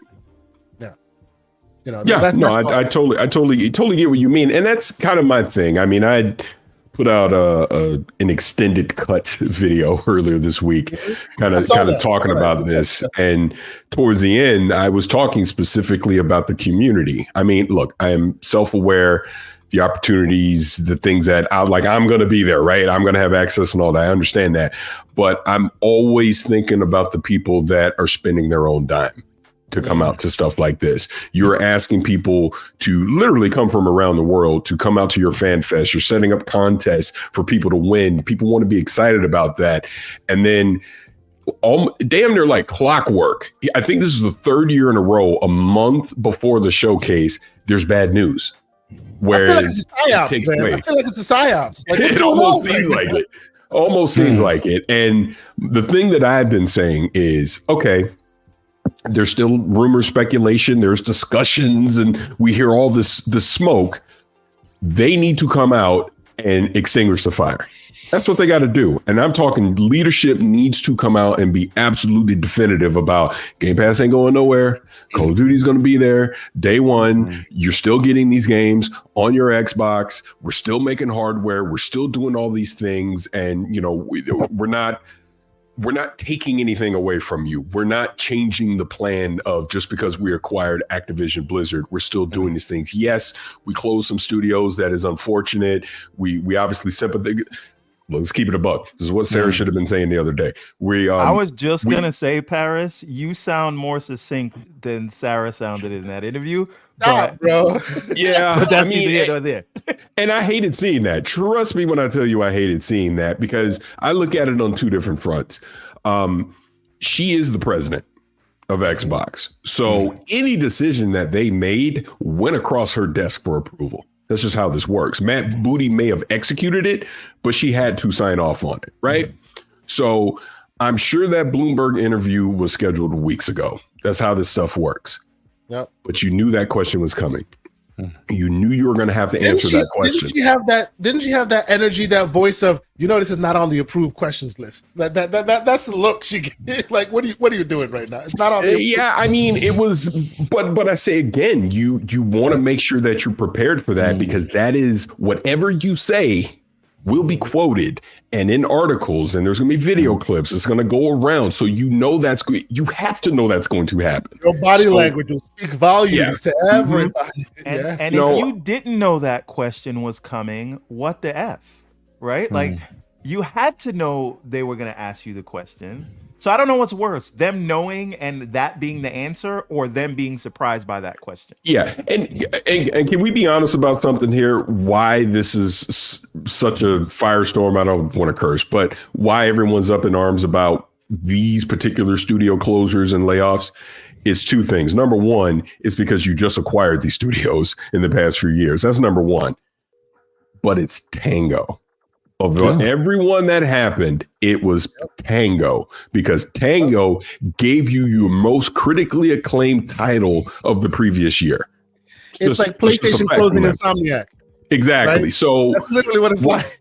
Well, it's not like that, but I understand what you're saying. Regardless of how long you close them for it. Yeah, but regardless of how long it might have taken Tango to put out another game, it sounds like they were pitching Hi-Fi 2. Maybe they were looking to do the Evil Within. I mean, we'll never know at this point, right? Yeah. It was the shock of, well, then what's good enough for you? Because if you go back, and this is where leadership's quotes over the past few years are coming back to bite them. And trust me, I've been catching strays over this stuff all week. They were the ones that told us, hey, we're acquiring these studios because we want to unlock their creative freedom. We had Tim Schafer on Kind of Funny after when Psychonauts 2 was coming out, talk about how, man, it took a huge burden off of him being acquired by Microsoft, because now he can just focus on making the best Psychonauts 2 he can make. He was able to actually now having financial backing to add back in levels, to add in additional bosses, things like that. So you're thinking, hey, this is awesome. This is great. This is a good thing that they've acquired some of these studios, because they don't have to worry anymore. They can take more risks. They can be more creative. We get Pentiments of the world. We get the Hi-Fi Rushes of the world. They can do these things. But instead, by closing Tango, you just gave us the message of the opposite, that no. Hi-Fi didn't meet whatever metric they needed it to meet, even though you told us a year ago it did. So as the consumer, we see this, and we're the hardcore consumer. I'm not talking about the casual people, the hardcore consumer that pays attention to this stuff. Now we have to question everything that you told us previously. That is the number one problem that they have right now. You're losing faith in your most hardcore customer base because your messaging is not consistent. It's going against the things that you previously told us. And like I said in the video I made, it has been this way since Activision Blizzard. Everything since Activision Blizzard has just been so all over the map in chaos. And look, I understand the realities of the industry has slowed down. Things aren't selling. Clearly, Game Pass is stagnant. We understand all that. But part of the reason Game Pass is stagnant, sure, COVID slowed down all that, but Game Pass is stagnant because you're not giving people enough incentive to continue to subscribe to it, because we don't have the consistency of titles coming out month after month, quarter after quarter. They keep saying we're about to get there, but we're not there yet. And this is where I say again, they need to come. When you get to the 5-yard line, you've been making inches. You're there. The people can taste it. And then what do they say? Hit the shower. This time. No, but this is my next point. This is where they have the opportunity at this showcase, be it Phil, Sarah, Matt Booty, whoever, to come out and say, yeah, you might have heard X, Y, and Z over the past few months, all that, but no. We are going to get to over that, past that 5-yard line. We are going to get there. We are sticking to the plan that we've told you over the past few years. Here are the games that are coming with dates on them, with release windows on them. Here is the third-party partnerships that we've done to help supplement Game Pass along with our own internal titles. That's what they have to do. And again, the crown at this point, Call of Duty has to be a part of Game Pass day and date, or Game Pass goes away. Oh boy!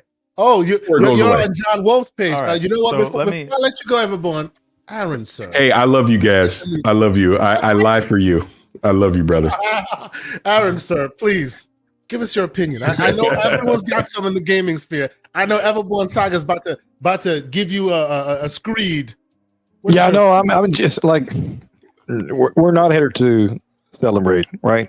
And I think one of the parts, of course, that Paris was talking about is the community and the market, but also, and you were touching a little bit on this, Paris. It is imagine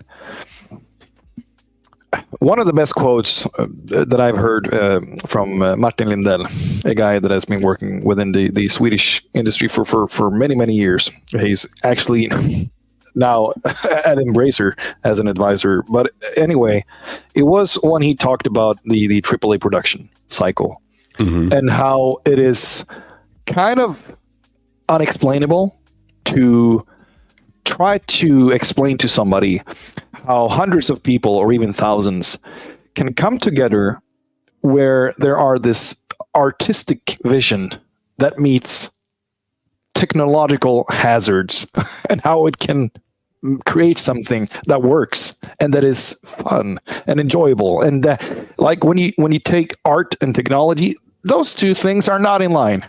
Most of the times they aren't, but that's what video games is. And with that said, being a developer sitting within Microsoft umbrella, how can you find that creativity when you see what's going on? So it's not only a problem within the market and the community. Like, imagine trying to be creative. If those guys couldn't cut it, like it's hard to fathom. And you know, at the end of the day, that senior talent that has 15 years, maybe 20 years under their belts within the AAA, industry, after some time, money don't matter. Like, if you can find your way to some other studio out there and just do one or two more projects before you retire, you probably would do that. So you lose that passion as well. So either you have developers that think like, oh, maybe I need to think twice. Maybe I should take that job as an IT developer over this company. And then maybe come back to video games in the future. But because right now I don't feel it. I don't have the passion. I don't have the creativity. And I think that's the part that I'm just more kind of worried and frustrated about. Like, how will these projects come out? So yeah, that's my point on like being part of these 20,000 employers right now within the ecosystem of the Xbox gaming division. It's weird. Yeah. Understood. Mr. Everborn Saga, you had something you wanted to discuss, sir. Please. Yes. Let me see if I can remember. And I'll just scroll some. I'll scroll some stories on here while we talk. That's colored. I gotta go. I gotta start taking notes when I have an idea. As you should. So, yes. Just to back up a little bit. I know we keep saying this is their reward for Hi-Fi Rush. By the way, I'm not happy about this. I hate this idea. I think it is terrible, and I'll explain why in a second. But I do think there's no shortage of this was dumb or Xbox ain't shit. We've heard that all week, so I don't think I'm adding anything to the conversation by parroting that, even if I agree with it.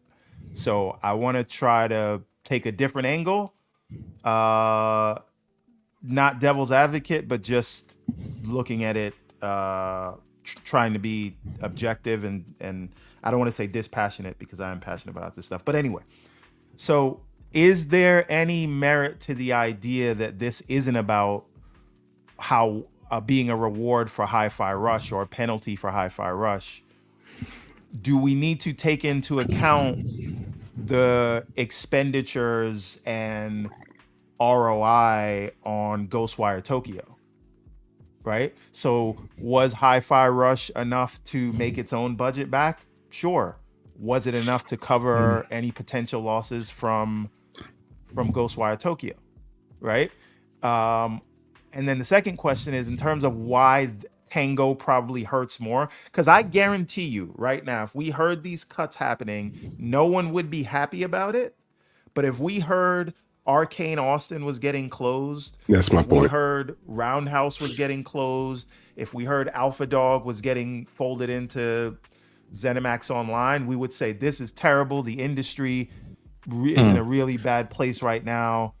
But part of us would understand. Yep. The thing that stings the most is Tango. And I would argue that it is the same reason we have this weird perception of multi-platform stuff. So again, Tango and Hi-Fi Rush is why everyone has jumped off the deep end with the multi-plat and whole slate full third-party thing. I will let you continue, but I must interject that I am a single one-man band still mourning the loss of Arcane Austin. They made great games. Most people don't agree with me. When was the last time they made a great game? Prey. I love Prey. When did Prey come out? I love Dishonored 2. When did Prey and Dishonored 2 release? You don't saddle them with a game they don't want to make. It comes out dispassionately, and then you use it as a noose around their neck. I'm just asking, when did they make a good game? This is not to disrespect them. This is to say, I'm just making up a number, right? You need to, let's just say, everybody on this panel, you got to cut the budget by 7%. Yeah. Right? You got to cut spending by 7%. I don't know what they have to cut it by. I'm just making a number up. You have to cut something. What are you going to cut? You got to make that decision.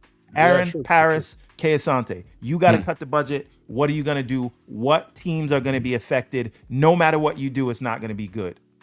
So I'll ask that, and then I'll continue the point that I was going to make. Just quick round robin. What do you cut if you got to cut 7%? So for me personally, and I know this, the devils are in the details. We're in hypothetical speculation land.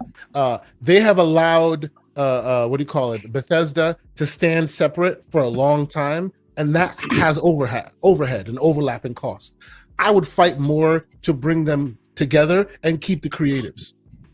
I would fight more to keep the creative, especially considering the fact that whether it was a financial success or not, they gave you the creative juice to keep going when you needed it most. Like when you needed it most. And although there's the devils are in the details and there's more to it than that, in the eye of the consumer, that's how you answered them. Like, 5 million players. Oh, we love it. People were talking about, we can't wait to see a Netflix show. And then you close the studio, right? Whether the devils are in the details. This is all emotional stuff. I'm asking you cold equations. I'm speaking cold equations. I would streamline the marketing and because right now it's limited. It's still limited integration, which gives you right. So you would cut their jobs. Are we saying that those jobs don't matter? Of course not. Of course not. So you have to make cuts, and I feel like in our community we have deference towards the studio. So the way we internally process this stuff is, that's a studio. They made a game I like.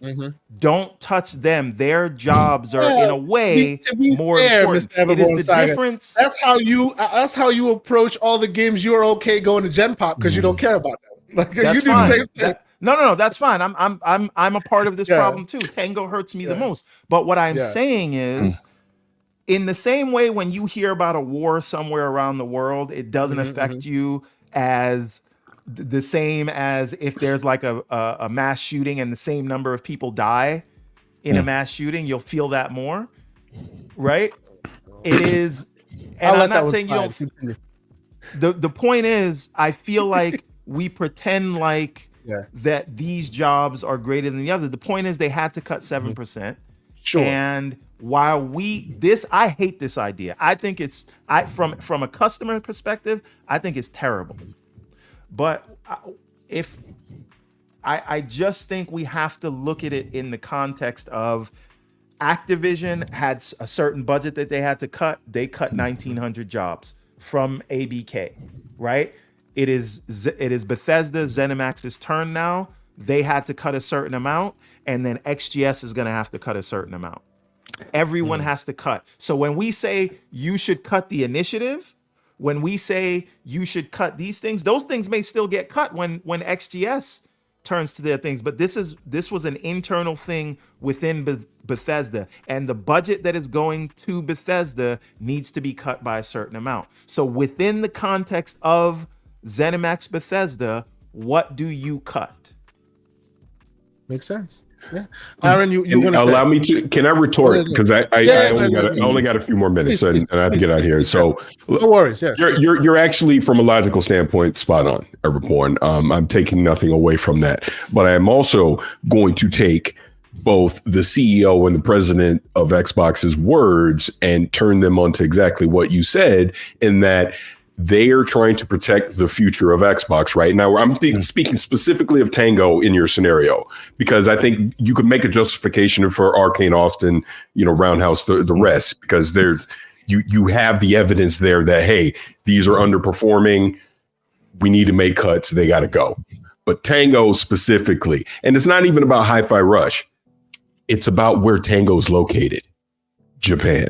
Mm-hmm. Yeah. Phil Spencer, I asked, and again, I'm not trying to brag, but back in 2020, I asked him in an interview about Japan, and he talked about the importance of Japan and them wanting a presence in Japan and them needing a presence in Japan.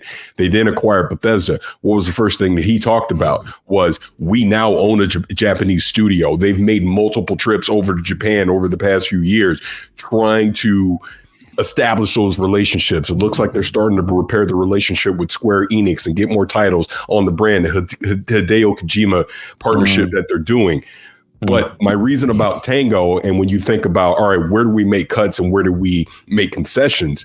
You would think that Tango would be a concession because that's your foothold in that region. That's your evidence that we are serious about this region. That is how you help attract more talent to that studio and or build more studios in that region. That's how you get more games made in that region. Now you have let go of that studio and everyone that made a critically acclaimed game. Forget the sales numbers. Critically acclaimed game, won awards, was your best game last year, regardless of how it was marketed, anything. The message you just sent to any other Japanese developer is, why in the hell would I go work for an Xbox studio in Japan? Y'all might cut me tomorrow. I'm not doing that. I get money talks, BS walks, but the perception, you would think they would find another way to make cuts versus get rid of Tango and it puts such a bad look on that IP of Hi-Fi Rush in that you made such a big deal of it in 2023. You made it one of your 4 test games to go to other platforms.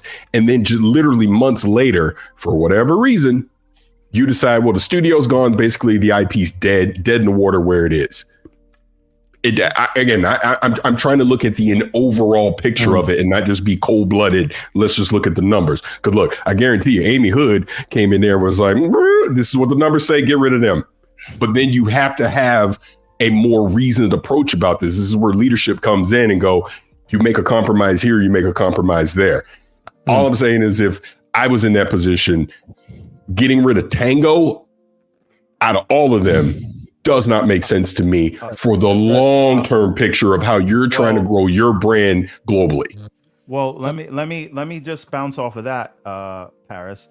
So what if, firstly, I actually don't, I know there's this sort of thing that we've made up based on what the executives have said, like the Phil Spencers and Matt Booty's and Sarah Bonds, that this is over their head.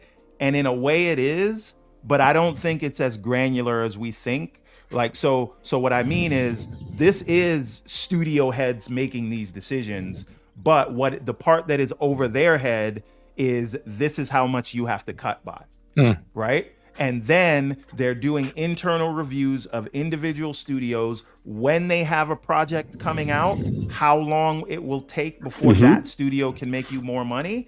And then you have to make that decision. And none of the decisions they had were good. And so I think they were telling the truth when they said Hi-Fi Rush specifically hit all the metrics they were looking for. But is there a world where they're saying, because and I'm asking you guys, and this would suck. I hate this idea, but I'm just trying to be as dispassionate about this as I can because there's enough passionate people on the panel about it. What if they're saying we've spent 24 years trying to break into Japan and it hasn't worked. Right. And we spent all that money, and basically every game that comes to us from Japan is probably because we had to pay them money in some way or the other. I don't think Sega is giving Xbox persona marketing out of the kindness of their heart.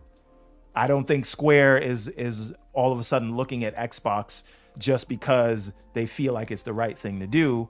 And we know there's no presence in Japan, and we know and again, it's a chicken and egg problem. There are some Xbox people that wish they got some of these games, but numbers wise, they don't have conclusive data that says Xbox players play these RPGs, and we know why that is because they haven't been there and they haven't been trained. So you'll get a different kind of customer on Xbox. I understand that, and the only way to get them there is to get the games there so that they can look at that as a home of these things. I totally get that. But setting it aside, if you're saying, listen, we need to focus at least right now because we're losing money on integration costs. The overall business just gave you $80 billion, and now they're saying not a penny more. You're gonna and they've always had to be self-sustaining, and they've always had to make hard decisions. So I don't want to say that they've been living off daddy's dime forever, but right now you cannot go to them because they just gave you 70 billion. So what they're saying is, if you don't have a real potential of growing in Japan, and every game that you get on your platform, you have to do all this extra work, maybe Japan is one of the places they're changing focus on. She don't like you, B. Maybe it's time to keep throwing flowers at her. She don't like you.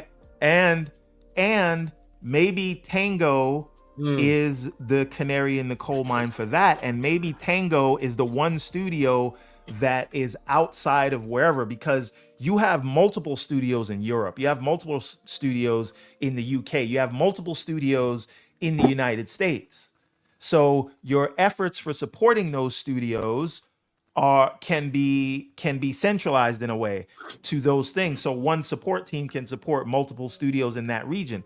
There is only one studio in Japan, and what if they said, between whatever Ghostwire Tokyo did not do, and between the fact that they're the only ones over there, and between the fact that their next game to make it would take 3 to 4 years to get any return, what if they said, this is not going to work for us financially? And again, they could afford to keep it as a company. Yes, they should have kept it. But what if what I'm saying is what went into the decision making? So this again, this again, and again, I know we're just having this conversation, but I'm being devil's advocate to what you're saying. Mm-hmm. If and or when I have a chance to interview Phil Spencer or Sarah Bond, I would ask them that question: What is your strategy for Japan moving forward now that you've closed Tango? They're not going to say what you just said. Number one, they're definitely not. They're not going to say that. So, but number two, even if it's true, they won't say it. Yeah, they wouldn't say it. But number two, I still feel, again, you got Sarah coming fresh off of this news up there on the stage in Bloomberg.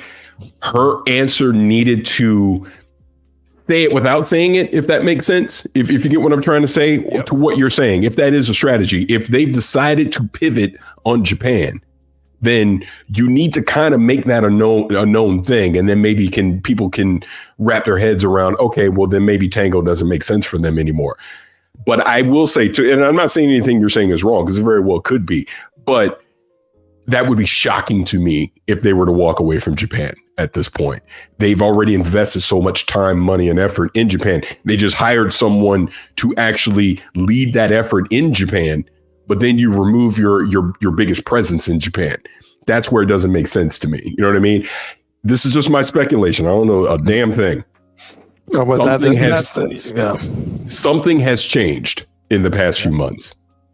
You can't tell me, even with the business update, something post that business update has changed. And I know people are speculating if Fallout has something to do with it. It could. It very well could be. They realize, wait a minute, we have a huge opportunity with this IP across multiple titles if we get to work on it now. While the iron is hot. We already have 76 out there that we can continue to put content into. Maybe they went, hey, Josh Hoyer, I know you want to make Pentiment 2. Nah, you making New Vegas. Hey, you gotta be careful. We gotta be careful with Josh Hoyer on this show. He's already blocked Everborn Saga. We want to stay on his good side. Even though he blocks all people that have a blue check. Shout out to Josh Sawyer. Don't you have a blue check, Paris? He ain't blocked. I do, and I'm blocked. That's what I'm. You're blocked too. Oh, you're in the shadow realm with me. All right, Misery Company. Let's go. No, but here's how I know, because I've met Josh Sawyer before, and I'm like, nice guy. You're right. I've never heard a bad word about him. I'm like, damn, why am I blocked? And then somebody at Obsidian told me what was up, and I was like, oh, okay, makes sense. Oh, he ain't blocked That's me. Maybe my blue check ain't blue enough. I'll take it. It's all good. He's a great guy. Picking and choosing. So yeah, to that point, and we can move on to the next topic or question. Not topic, because I think there's more to say on this, but the next question. Sure. I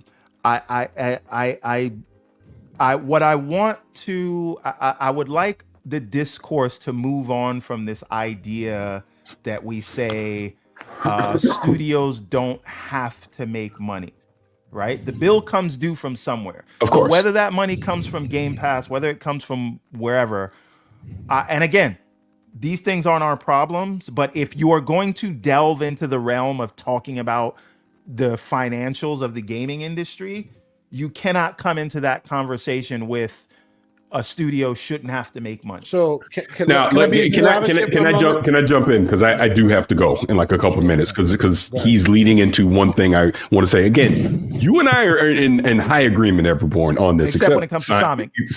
I don't know what your problem is there. But no, you are correct on that. Games have to make money. Of course. I mean, that's business. We understand that. But this is where their words come back to bite them in that same sentiment. Yeah. They told us this is the point of Game Pass, and I talked about this on Kind of Funny. Okay, you got Call of Duty now. You got Candy Crush. You got the things that make a ton of money every freaking year. In other words, and I always say the phrase wrong, but the rising tide, it's all ships or boats or whatever the hell it is, right?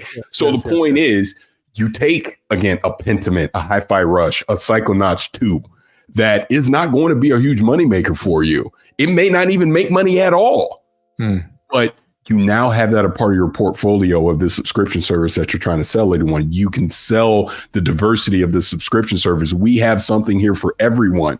So sure, not every game is going to make a ton of money. Paris. So to that point, even further, it wasn't even us inferring that. That was literally what they kept told saying. Us. When the grubs of the world was saying it's not making money. No. Yeah. It meets the metrics we're looking for. When they say it's not sustainable. Yes. It is sustainable. They kept trying and to that's my point. Purple, even though everybody kept saying the sky was blue. You know what I mean? That's why you can't get your way out of that. Let me jump on the Ghostwire Tokyo thing. I don't think anything that Bethesda made, including Redfall, by the way, I don't think anything that Bethesda made prior to being acquired by Microsoft should be held against that studio if it's not profitable. That's just my personal opinion. It's like getting rid of Ninja Theory for Bleeding Edge. Like, what are we doing? That's literally what that's like. But I don't know. See, I don't know that we should be looking at this. Again, the people's jobs are affected 100%. And so it is a penalty 1,000%. And, absolutely, feel for those people. But again, I don't know if this is so much as I don't know if this is best for us to, if we're going to talk about it in the business context, is it prudent for us to look at this in terms of you were penalized for Hi-Fi Rush because they were not penalized for Hi-Fi Rush? Do we have to look at the bigger things at play if we're trying to dissect why this happened? Because the biggest problem I think that people have with this is no one understands why. And I don't know that we want to understand why if we just say they're being punished for Hi-Fi Rush. But this is where I'll say again, I do have to go up to this when Danny's pinging me. I agree. But this is why it's important for them to be more definitive about these type of decisions. Because look, here's the thing. Phil Spencer, we already know because Ryan McCaffrey told us, will be at IGN Live in June after the Xbox showcase in front of a live audience being interviewed. I will too. We sit right by each other. But the point is, he is going to be a glass wall in front of it in case tomatoes get thrown. But but this is my point. This is my exact point. He's going to have to answer these questions in front of a live audience. And if you answer it in a way that people are not happy with, you might get booed, literally, in front of a live audience on IGN Live. So they have to know that. They understand that. They know that. And it isn't going to just be Phil on IGN Live. Sarah's probably going to do an interview, Matt Booty. There's going to be multiple conversations that happen in that second week of June that they're going to have to be accountable for the things that are happening right now, not to mention whatever they talk about at this showcase. So get the messaging right. That's all I'm saying. And I said this before and kind of funny, whether it's good news or bad news or whatever, at this point, just tell us, take your castor oil and we move on. But tell us. Yes. That's all. Yeah, we'll process it if you just give us the information. It is the endless speculation that I think Exactly has led to this negativity in the discourse. And that's my point. And I'll say the last thing, and I do have to go, and I appreciate you guys having me on. This is why I actually feel bad that Sarah was put in that spot, and the answers she was giving were not coherent enough to be satisfactory, good or bad. It still left like, well, what are you talking about? That's a non-answer. We still don't know your reasonings for closing these studios. It truly came off as, oh, well, shit happens. And that's not good enough. So we'll see. But I do have to run. I appreciate you having me on. Sonic is still like as if you ordered him off the Wish catalog, trying to get Mario, and then it's got the discount. But I forgive you for that. Sonic is still around, and Hi-Fi Rush is not. How about that? That's brutal. Tasteless. These are facts. Hey, Jesus gonna get you for that one. Jesus gonna get you on yourself, Paris. You brought it on yourself. I'll see y'all later. Listen, I want to jump on to what Perry said regarding the you want to say something? My bad. Do you have a super chat? I think you have a super chat. Yes, I have a few super chats. I want to introduce somebody, and I also want to say, Nam Omar, winner of Cookie Cutter. And Kay, speaking of giveaways, we got 2 gifts of 2 Steam codes for aggelos, which I sent you in the DM, so we can give those away. Courtesy of channel member Infinite Umbra. Oh, damn. Great Infinite Umbra. Thank you, brother. That's awesome. Winner of Cookie Cutter, Mr. Omar, sir. Hit me up in the DMs. You got a code waiting for you for Cookie Cutter. And we're going to continue that gift train going. And hashtag aggelos if you want to, and we'll pick one of those. Let me set that up. Let me set that up real quick before we do that. And before I do that, and then Aaron, you're going to get your bars off.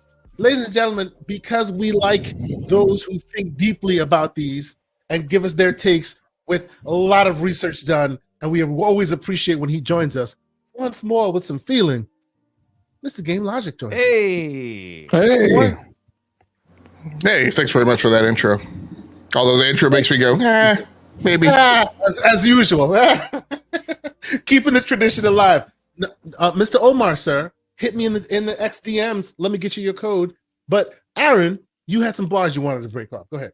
I'm just saying regarding the messaging, there is a clear challenge that they're standing ahead of course, when it comes to the focus of the brand. Mm-hmm.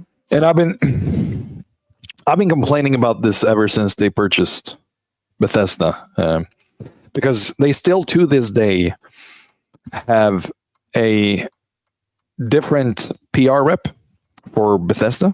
I don't talk to the same PR reps for Xbox Game Studios games as I do with the Bethesda games. Mm-hmm. And that is a weird kind of equation to all this, because I get why they want to have and let the Bethesda brand stay the way it is, because it is hard to merge 2 brands. We're not even going to talk about the third one, Activision, of course, that has their own branding. And each of these companies, I should say each of these publishers, Xbox Game Studios and Activision Blizzard, as well as Bethesda, one of the core strengths for any big company like this is, of course, to have a focused brand and a focused message. Like, what is the expectation of a Bethesda showcase? You get a lot of curse words because nobody gives a shit. You get a lot of yada yada, rock man, and so forth. Like, they're acting rock stars. You can go back and find, Todd Howard using, saying the amount of times that he used the word fuck during the showcases for the, earlier E3s and stuff like that. Mm-hmm. But then you have the Activision that has stayed out of those limelight because they have the machine rolling and they have the Blizzard train as well. So these 3 big, or actually 4 big brands, these 4 big companies, they have to push their own identity. And having them all within the same umbrella, of course, the messaging is all over the place. So it doesn't really matter. Isn't it costly to keep these separate brands like rather than little? And I know that the integration is difficult. I get that. I've been through many corporate company structures where the integration. I'm actually going through it right now with another company. It's not easy, but to keep separate silos going, separate marketing brands going, infrastructure running, doesn't that cost a lot of money consistently? But instead, you a lot of headaches, I would say, because my bad. Go ahead. Please. The biggest thing that I think that we can all come to terms with is like, what is Xbox games? And they have done a reasonably good job. I'm trying to find the right wording. Reasonably good job of communicating the Xbox games, the homes for like the multiplayer home. And even if there are, I've made, research myself looking at, well, of course, if you compare the PlayStation to the Xbox, then the PlayStation actually has more exclusive multiplayer games than the Xbox. But it doesn't really matter, though, because the messaging from Xbox throughout the last 2 decades has been, we are the home of multiplayer. That paints a clear focus. It gives the customer base a clear expectation. With Activision and Bethesda, completely different messaging, completely different brand identities.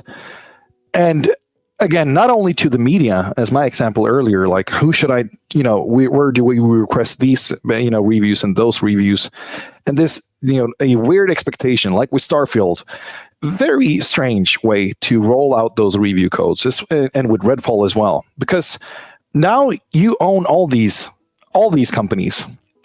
And you always have an expectation for Xbox Studios that they will send out the review codes about 2 weeks ahead of the embargo. But Bethesda, those expectations are not there at all.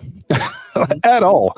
So if you own Bethesda, then shouldn't the media expect the same kind of treatment? Well, of course not. Obviously not, because they still let them work their own way. And I do think that it comes back to the messaging here. It must be super hard for Bond and Booty and Spencer to even touch the talking points around the branding, because they can't. It is actually quite close to Embracer. Embracer Group was a kind of holding company with publishers and investment groups beneath them, but they were never a publisher. And now, when we hear Phil Spencer and Sarah Bond or Matt Booty, they're not representing a publisher, like they're representing 3 different brands. So the messaging is always, it must be super hard, headache every time. And that's also why I think that what they lean towards to is the relatable parts. Phil Spencer is a gamer. And Sarah Bond, she asks every day on Twitter, oh, this is a great game for, handheld, yada, yada. So they work with the emotional parts. They do the PR spin very well. They have done so very well, and they will probably continue to do so. And I do think, to add to what Perry said earlier regarding Sarah Bond being, put in that situation ahead of Dina Bass from Bloomberg, we have given leeway to so many execs in this industry. Execs, they got to have good and bad forms. It just happens. And if you're down to analyze execs in this industry, I wouldn't even think a second time about her performance during that interview. Yeah, she said a whole lot of nothing in a really bad timing, but who hasn't? And it's not an excuse. It's just, if we're being pragmatic about the way that we analyze her performance during that interview and other executives, like they're executives. But Aaron, I think we're weighing, or at least I am weighing that not against other executives, but her own performance in any other interview I've seen her in. Exactly. And this might have been the worst interview I've seen her do, which is fine. But I don't know that I agree with the idea that if you're a part of senior leaders, if you're a part of the SLT senior leadership team, and you're put in front of a Bloomberg or whoever else at a time like this, you have to take the lumps just like Phil Spencer or anybody else would have to take the lumps, and you have to be judged according to your performance in that interview. And I just think it was a bad day at the office for her, and that's fine. There's all hail the queen. Yes, that's fine. I'm still a 1,000%. Sarah Yeah. Bond fan. That's fine. But this interview was, in my opinion, objectively terrible. And that's how it should be. Is what I'm saying. You know what I'm saying? Out of that interview, but sure, Yeah. go ahead. One should expect their performance to be bad sometimes. And it's real quick, it's worse. Yeah. before During we this time. continue, because I said we would have a lot of interesting guests on this show. You've seen this man on this show once or twice. I always enjoy when he can join us. One of my oldest friends, and people go, "Oh, he's a friend of yours, so you're bringing him on the show." Let's write off a bit of screed of the resume here. We're talking about one of the producers on Candy Crush. We're talking about a producer at Miniclip before they were bought by EA. We're talking about a producer at Epic under a game called Fortnite. We're talking about an associate producer at Ubisoft. We're talking about EA. We're talking about a lot of inside knowledge because he's the man who's been in the room where some of these have happened. Ladies and gentlemen, my buddy, Marchi. What's going on, sir? What's up, fellas? It's been a minute. How you doing? I'm good. I'm on the West Coast. That's my excuse. Oh, okay. No, it's all good, bro. I appreciate you being here, man. This is great. This is great. Nice to meet You know, you. we're all here, like giving each other the virtual hugs, as it were, because people are just, people aren't happy. People aren't happy. You know, I appreciate you being here. Man, I'm hugging you virtually. You know, virtual hugs. You know what I mean? But you know what? GameLogiq. I'm sure you've been listening in to some of the takes here. I know you drink deep of this information. What have your thoughts been on this whole situation? Are you on Everborn's side? Is this one of those studio closures and hard decisions are made every day? B, is that what's going on here? What do you think? I'm not making light of it. There's enough of the. I didn't say you were. Okay, I'm being devil's advocate because I don't think it's interesting for us all to be. This is Of all course. terrible. Absolutely. I wanted this discussion to be about why some of these things happen. Because if we want to really discuss it as opposed to just piling on with the group of emotions, we should at least try to dissect. And I think it's our job as content creators to try to at least explain some of these things to people, which is why I wanted Marchi to come on and why I wanted GameLogiq. And, that's why. So that's the reason we got the Avengers together today. Indeed. So, But I do think to add to that, though, Everborn, I think the baseline for this whole conversation is that this is horrible. I think everybody in the chat, everybody in the panel, we should all know that. That's and that's what I'm saying. Like that's the baseline. Then we work from there, so we don't have to beat the dead horse. Yeah. Yes. True. GameLogiq, sir. Your thoughts?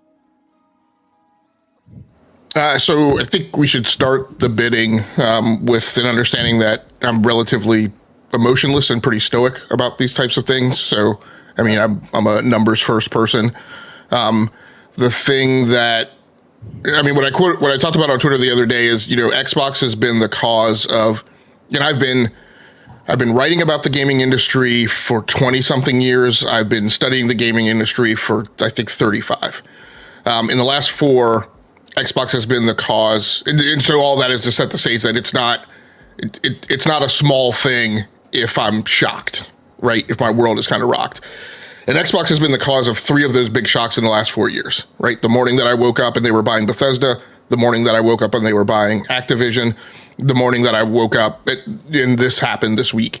I think the most striking thing to me is largely from a historical perspective. Stop going to sleep, sir. You're waking up with the crazy news. Anyway, continue. I'm sorry. I think the big thing for me is that this is a matter of large historical consequence with regards to just kind of what used to be thought of as the identity of Bethesda. It was kind of interesting and I apologize, I don't know everybody's name, but what Aaron was saying about identities. And I think when I was on a few weeks ago, there was a window where I wanted to ask a question and I missed the window.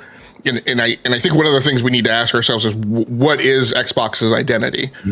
And I don't mean that as a challenging statement like they don't have an identity, right? It's like, I honestly want to know what everyone's perception of their identity is, because I don't know that it's harmonious or homogenous.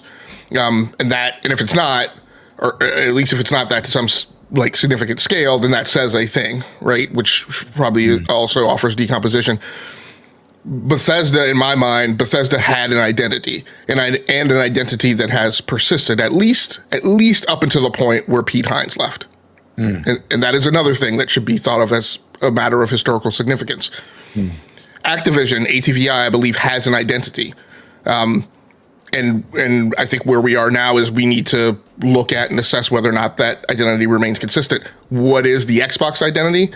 We've seen phases of Xbox with relatively little to no studios, right? When you talk about the bathtub from, post Mojang acquisition up through the start of the phase 2 of acquisitions, right?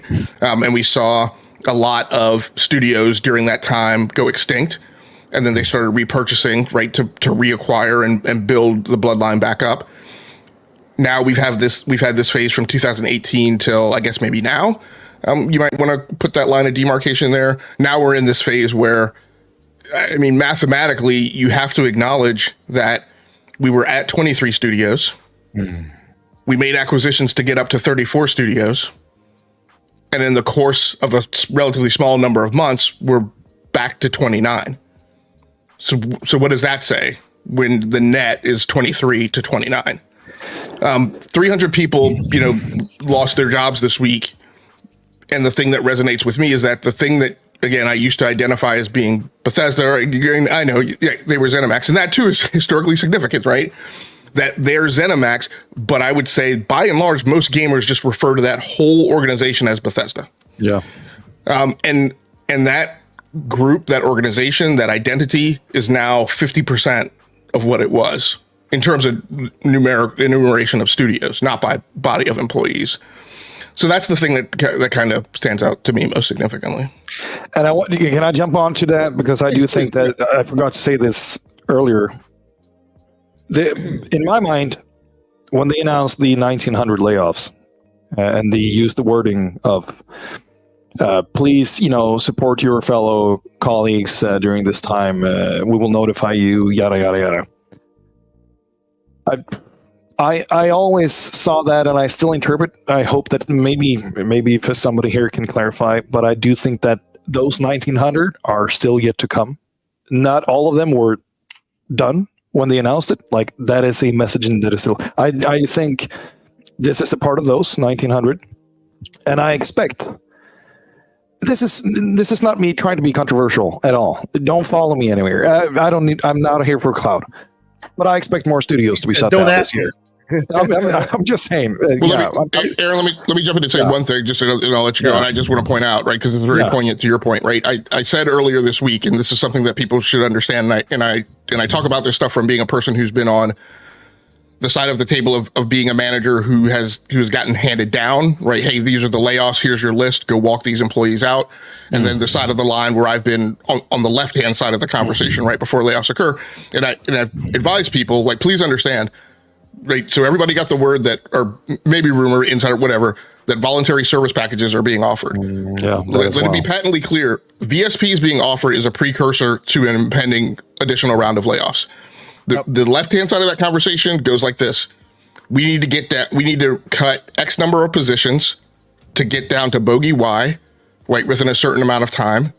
We're going to offer voluntary service packages, or what we commonly refer to as VSPs, in the hopes that X number of people will take those, right? If we got to cut 100 people, like, the closer we can get to 100 people taking voluntary service packages, great. That means we don't have that. That's that much fewer people we have to lay off. But when that time is over, and it will be offered for a limited time, phase 2 of that is, okay, 20 something people took the VSP. That means we got like 70 something people right left that we got to get rid of. And then let's start getting that list again. And actually, the list is actually being assembled, right? And you'll have people on the list, and you'll hope maybe you'll take them off because they take the VSP, or hey, here are the people that, if somebody takes the VSP, they're not going to get laid off, et cetera. So just want to make sure that everybody kind of understands where this is heading. Yeah. And so, I mean, that's the long and short of it. I do expect more studios, or at least, layoffs to be announced, but studios to be shut Hey, I down. want you to get, if we have any super chats in total. Super. That's what I was about to do. Yeah. Yes, that's what I was about to do. So before we continue, as you see in the on the screen there, we have 2 more codes to give away. If you are a Steam user, if you are a handheld user, you want one of them codes, go ahead and put that in the chat. Maybe one of y'all will miss it, then I'll get that code. Anyway, also, shout out to the great J Matt with a $5 super chat. He says we have to remember that the industry is fluid. The stuff they told us 4 years ago, we have to expect it changes by now. No surprise. Hashtag Xbox World Order. So I know I said I was going to hand the mic back, but like this is a thing, and I think maybe Everborn talked about messaging, right? And I accused Sony of this during the bathtub time between the transition from Sean Layden to Jim Ryan. That there were a lot of things said at the beginning of this generation. The whole thing of, we're trying to protect users, right? That's why we don't want to allow crossplay. And then we found out that was mess. That was really about like trying to figure out how we're going to monetize. Like a big problem in my mind is messaging. And I don't disagree with what that super chat just said, right? That, the industry is fluid. It's changed. I've gone on and on and on about how there's all these prognostications that something cataclysmic is happening in the industry. I'm like, no, look at the 50-year history of the industry, not the 2-year history or the 5-year history, and understand that there are things going on now that have gone on for a very long time, and the industry evolves. We very rarely have schisms. We very rarely have cataclysms. Things where things just dive off of a cliff and the industry just radically changes as some revolutionary event. It is always evolving, and I don't disagree with that. The important thing to do is to articulate that, right? And not to articulate it in a way to pass the buck or make something up or create a MacGuffin for people to get distracted and look at, but to actually talk about. And if your strategy has changed, and this is my big thing, your strategy, Xbox's strategy has changed. Speak to that. Don't speak, in my mind, don't speak about all of these other things that are going on outside of Xbox around the industry. Talk about you said this is what we're doing. You said that Game Pass or all the studios we're acquiring and all the revenue is going to lead to a world where a Hi-Fi Rush and a Psychonauts 3 can happen. If that has changed, then in my mind, you need to speak to that. And if you haven't spoken to that, then you should understand that people are going to react right out of absence of that knowledge. Let me get the super chat real quick. Let me get this, and then we'll continue. Eric the Red 06. Thank you, sir. New name, $10 super chat. Appreciate you being here, man. He says, Phil said Microsoft may exit the gaming business if Game Pass doesn't show enough growth by 2027. Should we be worried now? With the stagnation of hardware/subs, is 2027 the year we need to look out for? Question mark. No. I have a huge just point before we jump into these answers, and because the quotes, the leaks, the goals, just like Max said, these goals, these quotes, these emails are just as fluid as the rest of the industry. So I just take that with a grain of salt. But of course, if that is a hard stop for Nadella and the board, then who knows? But I'm just, anytime because I remember that quote, everything is fluid, just like Max said, the goals as well. But of course, that could be a hard stop. Who knows? So a couple of those things, just to piggyback off of what Logic is saying. Yeah, this is not about, or when we talk about these things, I don't believe it should be about like taking blame or absolving anyone, but I am a big believer in saying, and I want to be very clear, we are here now because of past failures, right? We didn't fall out of the sky. This is not an unfair thing. That's why we're here now. That being said, the question is, how do we get out of this spot? Because we can choose to spend 3 hours on this show talking about how bad everyone is at their jobs, and that's fine. But the question is, if we're thinking people and we want to understand this thing, yes, we can talk about, we're here because of this misstep and that misstep. The question is, what do you do now? And before you move on to solutions, I do want to get Mr. Marchi's take on his, because he's been in those rooms, he's had those conversations. I do want to, because we will move on to what we think should be the solution to keep things together. But I do want to get his opinion. So if you wouldn't mind, let's table that for just a moment. Yes, sir. And let me let Marchi in here and ask you, sir. You know, you pay attention to this stuff, man. You know what was going down when you heard this, and obviously you haven't been in these rooms recently. When you heard this, I'm sure there's some deja vu that came to your mind. What is your take on this, sir? Yeah, it's very interesting to see, and really great points from everybody, and also to the new guys. It's great meeting you. New to me, not new to the audience, but new to me. It's great meeting you guys. Yeah, it's pretty interesting to see, you know, the reaction from, let's say, if you talk about outsiders and insiders, how the reaction from outsiders is, of course, so emotional, which totally makes sense because the points they're looking at are actually quite unrelated to business, even though in their view it's really related to business. Oh my God, Hi-Fi Rush was an amazing game. How could a studio with an amazing game possibly be closed? This makes no sense to me. They said a year ago, so and so and so and so. Twitter and reality are like completely different things, right? So the viral responses that we're seeing on Twitter and the way things operate within these type of businesses, they're obviously very different. You know, it's quite logical that people have this like visceral reaction because it's people that have put a lot of effort and a lot of energy and a lot of heart into creating amazing experiences for us that suddenly are out of a job, and suddenly as players, wait, we're not getting Hi-Fi Rush 2, or we're not getting, you name it. Could be any company that gets cut. I think it's really important for the people that are having this super strong reaction to understand that to Microsoft, it's just 100% business. You know, as sad as it is, you know, I've been in situations where I'm in a meeting and I get new information on a new target that we need to reach, which is based on, hey, that first quarter was so good, they've revised the numbers, and now the target, the goalpost has been moved. Yes, now that's the floor. That's the word. Let's say on, I won't say names because I literally can't. But let's say don't do that.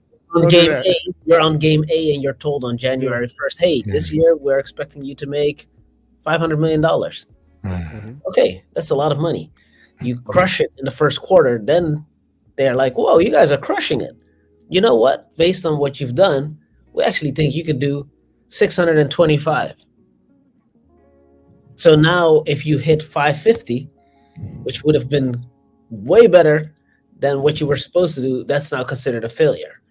Mm-hmm. So because finance guys like to call that a challenge. Yeah, I'm going to give you an additional challenge. That's how they present it to you. Like, hey guys, just a quick meeting in the boardroom. Yeah, what's up? You walk out like, say what? Did they just add like way more than how are we supposed? So I think it's important to understand for that are on the outside, that love games, that love gaming, that love these companies, love these creators, that ultimately to the people calling the shots, it is not that they hate games, game studios, or gamers, which is what you see nonstop on Twitter, is that they love happy shareholders. That is like that paradigm shift in their minds is quite important because they're not sitting there like, oh my God, you know what? Screw these guys. So what, they made Hi-Fi Rush. So what, we said it hit all the metrics. You know, we're stabbing them in the back. So when you look on Twitter, it sounds and reads very personal. But it really actually isn't. And there's a second component here. Let me just give you like a random example. Let's say that Casey tomorrow decides to start a coffee shop. Casey's. Coffee and cake. Mm-hmm. It starts off in Florida, Tampa area, small store, really grows in popularity to the point where Casey and his wife, who's obviously involved with the business, they decide to open another one. And since they love Everborn so much, boom, we'll do it in New York. Okay, we have a second one. It's going great. Awesome. Boom, they even open a third one. They open a third one in LA. Starbucks hears about this and they're loving this. They're like, Casey, we offer you guys ABC. You guys can still run it, but we'll own it. Nothing will change. It's actually better. We will promote you in our Starbucks. Also, you're an official partner. This sounds like beautiful. Amazing. Yes. All the KC fans, KC Coffee and Cakes fans, are excited about this. Okay. Let's say that the Tampa one is a really popular one. Athletes come there, celebrities come there. The other ones are doing great, but the one in LA is really like taking off. And then in comparison to the one in LA that's really taken off, because it's a bigger premise, they can sell more coffee. The KC one is actually not. It's performing good, but not as great as the one in LA. And at one point, somebody at Starbucks says, "You know what maybe would make more sense is if we open a second one in LA. We shut down the one." Close the one in Tampa. That's right. Yeah, and that's we right. take what we would normally spend on salaries and all that stuff for Tampa. We just invest that one into LA. This looks good because then we can explain to our shareholders that, we're not going crazy. We're not taking a crazy risk here. So we are only, spending a little bit more, but the potential of revenue will be way higher. And that's just a decision like Casey just randomly gets on like a Tuesday. But it actually has nothing to do with how good the coffee was at Casey and that it was the original store and that Casey was a founder and he's there and the celebrities are coming there. That those things are like absolutely not taken into because this has nothing to do with Casey. Cold equations is what I call it. And you are devastated. Your company is lost. You don't know where your next pot to piss in will be. But it was just a rounding error. It had to be done. Yeah. So and then when you see Sarah, who I think we definitely need to be careful because you're talking about a black woman in a male dominated space. It's interesting that they chose her to be the spokesperson in this dramatic. Where's Phil? I love Phil, by the way, and I think that he's done a lot for Xbox. But she was put in a situation where her first interview as the president. She's been a president for a while, but her first out there interview, and it's to put lipstick on this pig. Oh boy. Yeah, so I think that we also, but let's just there's another part of this, which is they don't care. On Twitter, it's very important that if somebody tweets something, that the person who's attacked responds and defends themselves. Internet points. They don't care about points. Ultimately, they have one job, which is to serve the company, Microsoft, and to make shareholders happy. And when you talk about, man, what can change about that? I've thought about that a lot. You're talking about corporations that are expecting year-on-year growth. So at one point, something has got to give, right? I mean, there are only so many gamers, there are only so many games, and there's only so much money that people can spend.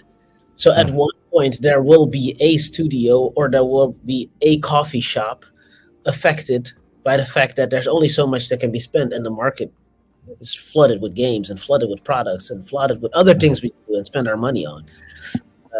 So I actually don't see a scenario where this is going to stop. I got into the industry in 2008 as a tester at EA. I was crazy happy. Casey remembers. Literally, my first week there, everybody's stressed. I'm like, what the fuck is going on? I thought this was gonna be like amazing, man. Games, come on, baby. Why is nobody excited? Then I'm starting to hear like, oh yeah, they're gonna lay people off. It's like, lay people off, but why? I'm so new. I don't know. The first week he gets there. Yeah, I don't know anything. What happened? Isn't that when the first week you got to Epic is when Microsoft bought years? Yeah. First week I got to EA. I'm super happy, but everybody around me is stressed. And then they're like, then I start realizing that managers are walking over to people and are like, hey, do you have a second? Like GameLogiq said, like, that's just the person on that list. They had a chance to be like, I'll go, but since you didn't want to put your hand up, we'll do it for you. And they let go like of 1,000 people. And then I don't know how many more. And then they got into their whole less is more thing where they have only the big titles. The same thing is happening with high impact titles. That's what they said, right? Only the big titles. Then the first week I'm at Epic, I'm I'm a huge Gears of War fan. So my strategy was get to Epic, work on this like little title Fortnite. I don't even know what it is, but get moved to the team where they make Gears of War, basically, you know. And at the time, Fortnite was nothing, right? It was just like this little game we were playing.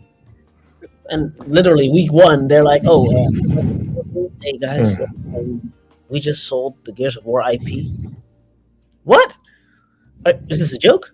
No, we just sold it. So this is just the power of the spreadsheet, you know. And to be totally honest, when people are saying like, "Come on, this is not sustainable," and this and that, you know, it's true. It's not sustainable if you are one of the people working on the games. But for the businesses, it is. Like EA just had a report that they had like, I don't know, $7 billion in revenue after letting 5% of their workforce go, and they would spend $50 million in severance. Think about that.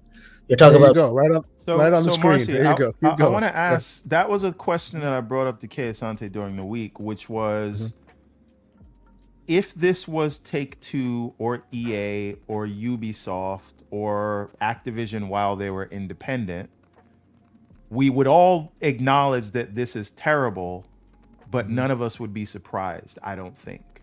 Yeah, well, but you know what I said to that? You said that you right? were surprised, but would you be surprised if this wasn't Microsoft? Well, real quick. Yeah, go ahead. You remember what I said to that? It's because even though people complain about Microsoft and their messaging, Phil is a victim of his own success. He was able to inoculate that big Microsoft monster that everybody knows is like Epic, is like UB, and is like EA, and is like Take-Two. He was able to rehabilitate that perception exactly in the eyes of the consumer. So when it happens with him, everybody's lost their minds. If that happened to EA, it's another Tuesday. Yeah, I can't believe he was very good at rehabilitating that perception of the big evil monster being, oh yeah, they'll protect you. He can stop them from being what we know them to be. This is different. This is not just business. This is Phil. Yes, right. Exactly. This time. I'm sorry, GameLogiq. Go ahead. So I don't know if my perspective is rehabilitation, but I'll swing back to that. But to Everborn's question, the reason why people react differently is because it is absolutely 115% laser precise clear what type of beast EA and Activision and Take-Two are. If you have ever listened to Strauss Zelnick speak, you should have zero uncertainty about what the metrics are, what the KPIs are, and where decision-making comes from with that company. There should be zero uncertainty. And this is a question that I wanted to ask Marchi and then expand to the rest of the panel.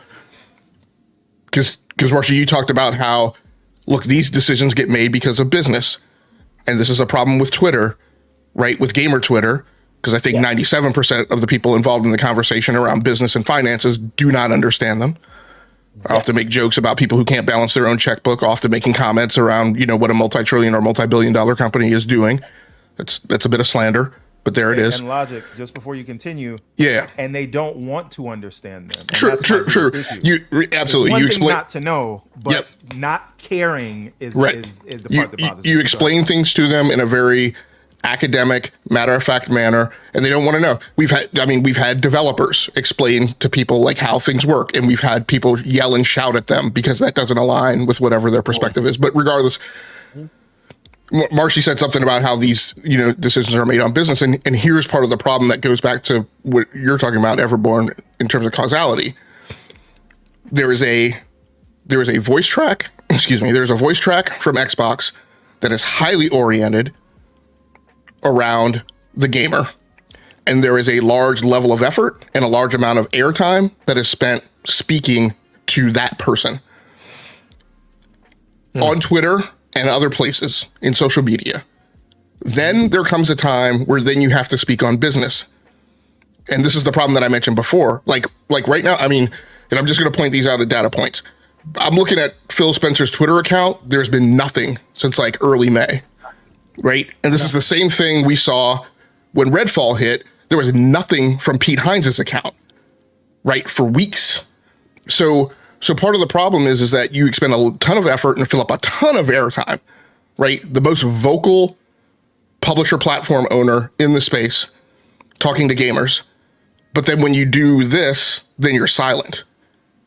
that's going to create a problem. And that's going to cause people to be unclear and uncertain, right, about causalities and why decisions are being made. And so, Marchi, I want to come back to you, and I want to kind of ask a question. There are a lot of people who have talked about that, right?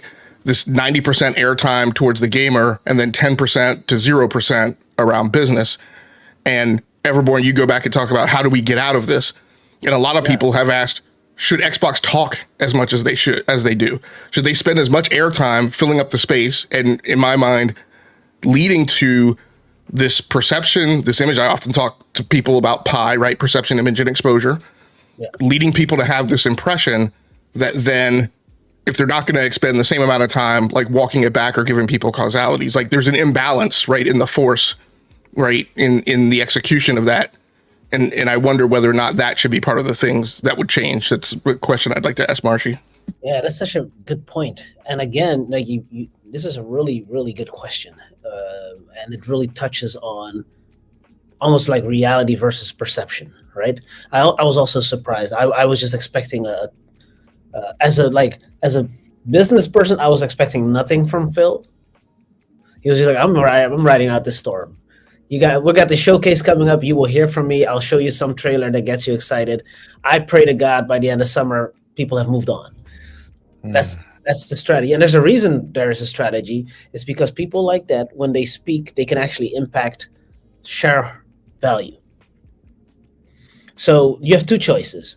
You can make good with angry Twitter kids, or you can make billion-dollar shareholders happy. Those are your two choices. And you can do that by simply just doing nothing. Just be quiet.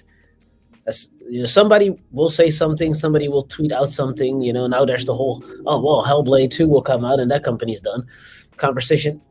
What you won't see someone in the position of a Phil do is get into a Twitter beef. I would love that though. I know they won't, but I want to see Phil arguing with Tim Dog on the timeline. Yeah, but somebody I knew he was going to go to Tim. I knew it. I knew that's where he was going. But the board won't. And when we talk about perception, because I purposely mentioned EA Sports and how well they're doing. Their revenue, I looked it up, 7.56 billion, up 2% year over year. That's what. And then they're going to spend 150 million on a bunch of different things, but $50 million is basically for severances. So people are like, wait a second, you're making 7.5 billion and you can't keep the 50 million for the people. Why did you let them go? One, not everybody is a great performer. That's just a fact. Sometimes people have to be let go. That's just part of it. Things change. But two, your companies want to be efficient and get the biggest bang for their buck. But if you look a bit deeper, the revenue numbers for Q4 is that they made 1.78 billion, which is down 5% year over year. Now, what number do you think the board and the shareholders and the people that look at the spreadsheets are looking at? The 2% up to year over year, or the alarming Q4 down 5% year over year? Of course, they're looking at the 5% as a potential trend that they don't want to see continue. So something has to happen. There needs to be some form of reaction to rebuild trust, which is, hey, we're doing this restructuring, or we're closing this so that we have more finances available for the high impact titles, or something like that. So for me, or for GameLogiq, this is just kind of another day. It's not shocking. It's shocking to the point that they're like so aggressive and public about it. Like, this has to happen. We're closing these studios. This just has to happen. But they're also a public company. So, at the end of the day, to them, this is actually, it may, as surprised and shocked as everyone is to them internally, this is probably not as shocking and as surprising as it is to the outsider. So, for instance, if EA tomorrow decides to close a studio, going back to the coffee shop example, if they close a studio within the EA ecosystem, it's doing well. It may be because there's EA Sports numbers that are going down, and they want to make sure that the business is in a very healthy place. And because of that, they'd rather take the hit of shutting down a studio and paying the severances and everything, so they have enough in the war chest to focus on the soccer title, the the Madden expansion, the whatever. It's Football, if I may. football. Yeah, Exactly. yeah. I wanted to adapt. I'm Dutch. That's straight. Yes. Yeah, I wanted to like show respect to you guys, but actually in my head I was like, you sell out. Screw that, man. Screw that. Ball with Big Bad feet. Mo says we got to My spin bad. again. I don't think he's on Steam. So, Oh, yeah. We got to spin just again. Okay. confirm okay, that, we'll Big do Bad that. Mo, before Yes, we give yes, it away yes. again. And by the way, before we continue, Did that make sense? Did that make any sense? What I said? It made a lot of Absolutely. sense. Yeah. And I Listen, have yeah. two notes that I want to answer from something you said and then something GameLogiq said. But Quick first pause. do the super chat, then great J Mac, than me. $5 super chat. He says Xbox fans are accustomed to getting the short end of the stick. That is what we break them ourselves. Yeah, that is true. That is true. It seems like they are the whipping boys, and they're now very much used to that. Oh boy. Yeah. And then of course the great Hargi Chani, who by the way probably was not here when I did it, but I'll do it again. Buy the man's book. I'm reading it now. Great book. He just put it in the chat. The link is in the chat there, Everborn Saga. You were asking for it. Thank you, sir. Send I'm it to me in enjoying the text, book. though. Matter of fact, I'm Harky, enjoying the you book. send it to me. You have my number. Send me the link. I don't There have you it. go. $10 Um, super chat. He says, normal corporate, I understand. The promise of Game Pass was that studios would make games like Hi-Fi Rush. Question is whether this is isolated or should other studios be worried now? That is an Interesting excellent question. question. Really great question. So before everyone goes, I just want to stick one thing in. So everyone, just when I say I was shocked, right? This being the third time Xbox shocked me. I was not shocked that people were laid off. What I was shocked about was that it was all Bethesda and it was all at one time. So me waking up and seeing 4 studios essentially gone, and that was all out of one subdivision or whatever you want to call it. Yeah. That's the thing that to me was surprising. Yeah, that's what I meant. What with is the left at social Bethesda public. now? Bethesda, the studio that does ES Online, and then Bethesda, Todd Howard's Bethesda, Machine Games. It's software, that's of it. course. And sorry, what's Arcane Leon. And Arcane Leon. Right. And don't Which forget basically is that just Arcane Dishonored- at this point because they got no multiple locations. Yeah, and Dishonored 2, I think Harvey, he left. Harvey Harvey Did he? Smith No, did. he's still there. Oh, Harvey's still there. The rest he's of still them there. are gone, but Harvey's still there. Yeah, what I'm saying is that even if Austin did the first Dishonored, if I'm not mistaken, I think Smith worked with Leon for Dishonored 2. So I've seen a lot of kind of narratives around. Okay, so Leon is gone. Where's Dishonored 3? I wouldn't say that is completely out the door yet because of how Leon's experience with Dishonored 2, of course. But with that said, also. And please correct me if I'm wrong. I'm trying to remember from the top of my head. But I also wanted to just jump on what Marchi and GameLogiq and what the topic at hand.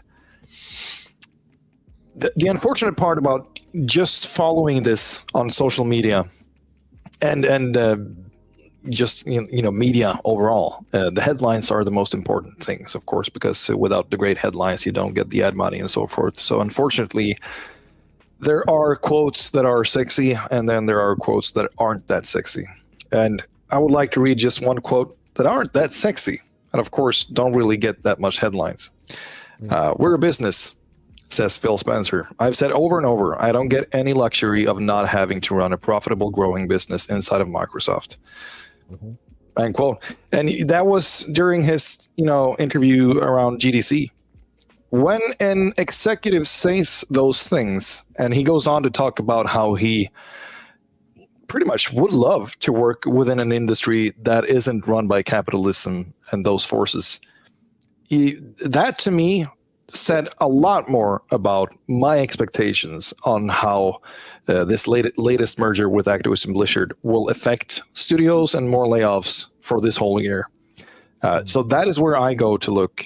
Because at the end of the day, we don't really have that many executives on that level that speak so openly about how they actually feel about working within capitalism and corporate, business systems. He just said it right there. He doesn't have the luxury to keep people just because. And because, of course, he blames things on a not growing market. And I would say that, a lot of it comes back to themselves. They are responsible for growing their market, even if they look at the overarching market and it might have dropped a bit in growth, but they are responsible for their own growth. So I don't agree with putting the blame on that part, but I do appreciate, and I do want to highlight that, I do appreciate that there's at least one of the executives can talk so openly about the real issue here. And unfortunately, it's not that sexy for the timeline to talk about an executive don't liking capitalism.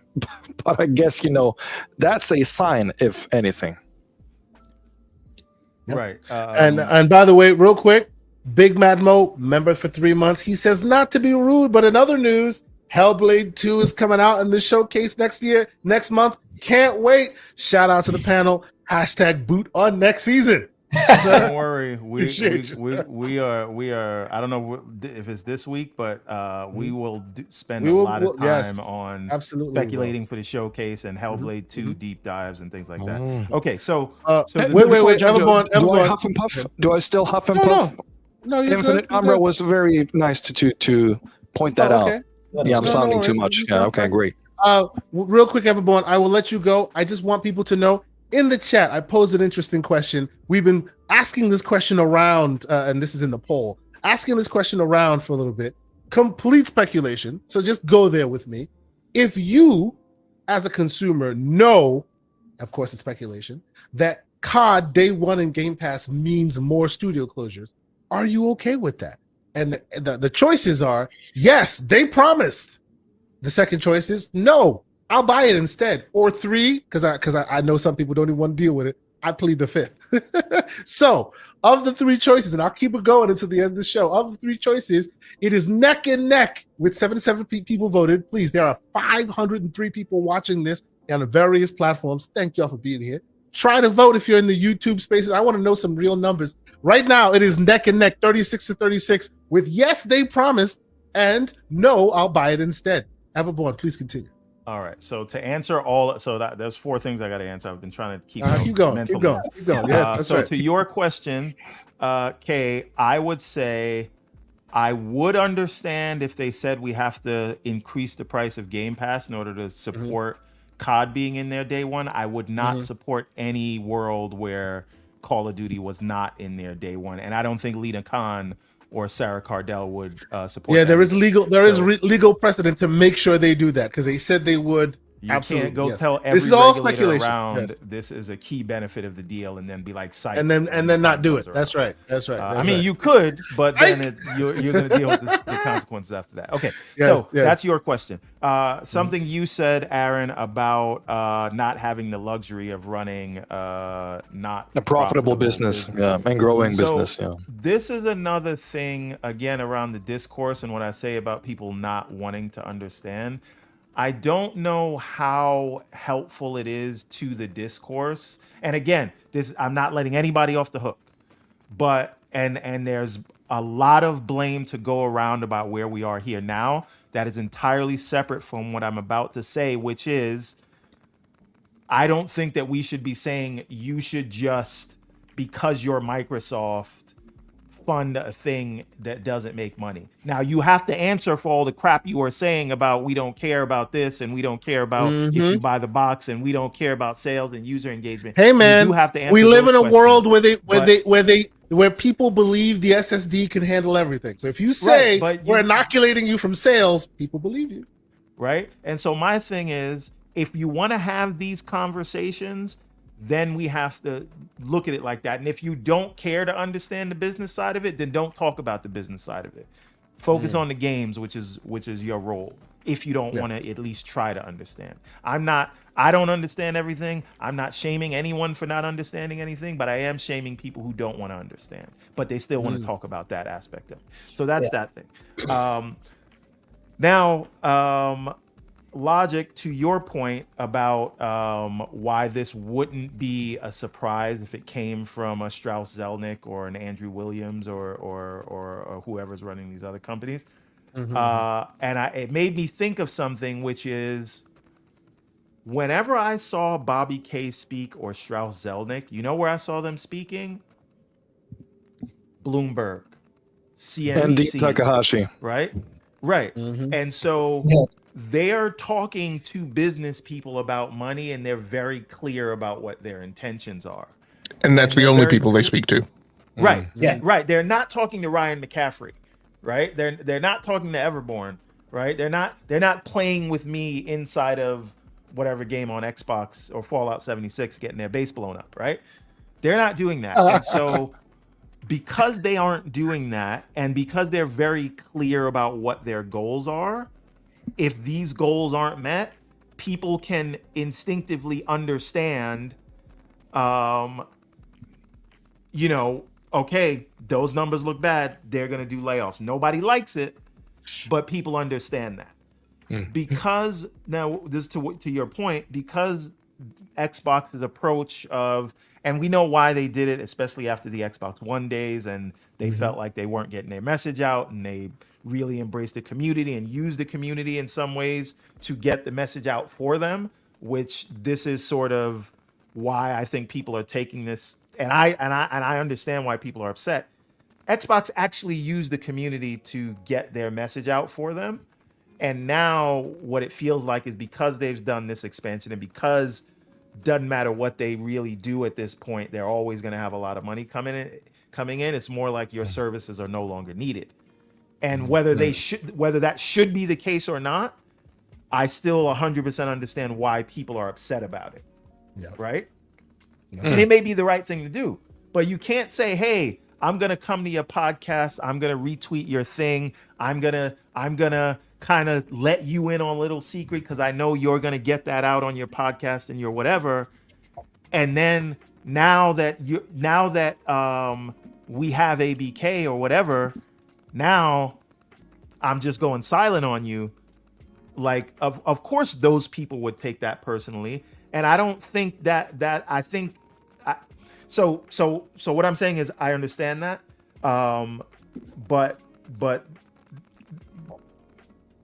But like, that does not, I don't think it makes people crazy that they're upset about the shift in strategy. And I want to take everyone to take note of all the bad things that we heard Bobby Kotick do, all the stuff, the cold equations and canceled projects and games that Take-Two used to make but they no longer make. All of that is, people get it and people say like it's terrible, but then they go out and still play GTA, and they go out and they still play COD and Overwatch and all that, as much as they hate the company, right? But the company still makes money, and they still have great margins. So the question, and it incentivizes them to keep doing Right. that, because you still doing consumer sentiment, you have to track those things.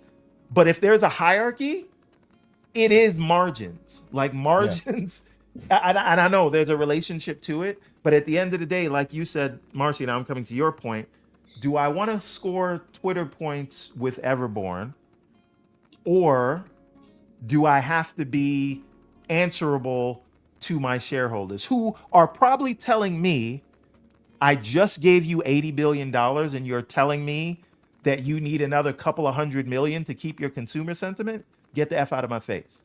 Right? Well, everyone, let me ask you a question, because I'm relatively sure that almost all of us on the panel have experienced this. So, girl has her popularity to be concerned about, Right. and then she has Where's this going? getting with you to be concerned about. And she tells you a lot of things that you want to hear, leads you to believe certain things, gives you the inside scoop. But when it comes down to making the choice, she elects to make her popularity stock her priority. She's not going to sacrifice that, right? She's going to stand on business. That's more important to her than getting with you. And so when she does that, what is the typical, I won't say typical, what is a strong male response to that? I see where he's going. Typically, it's to say, stop buttering me up. Don't talk to me.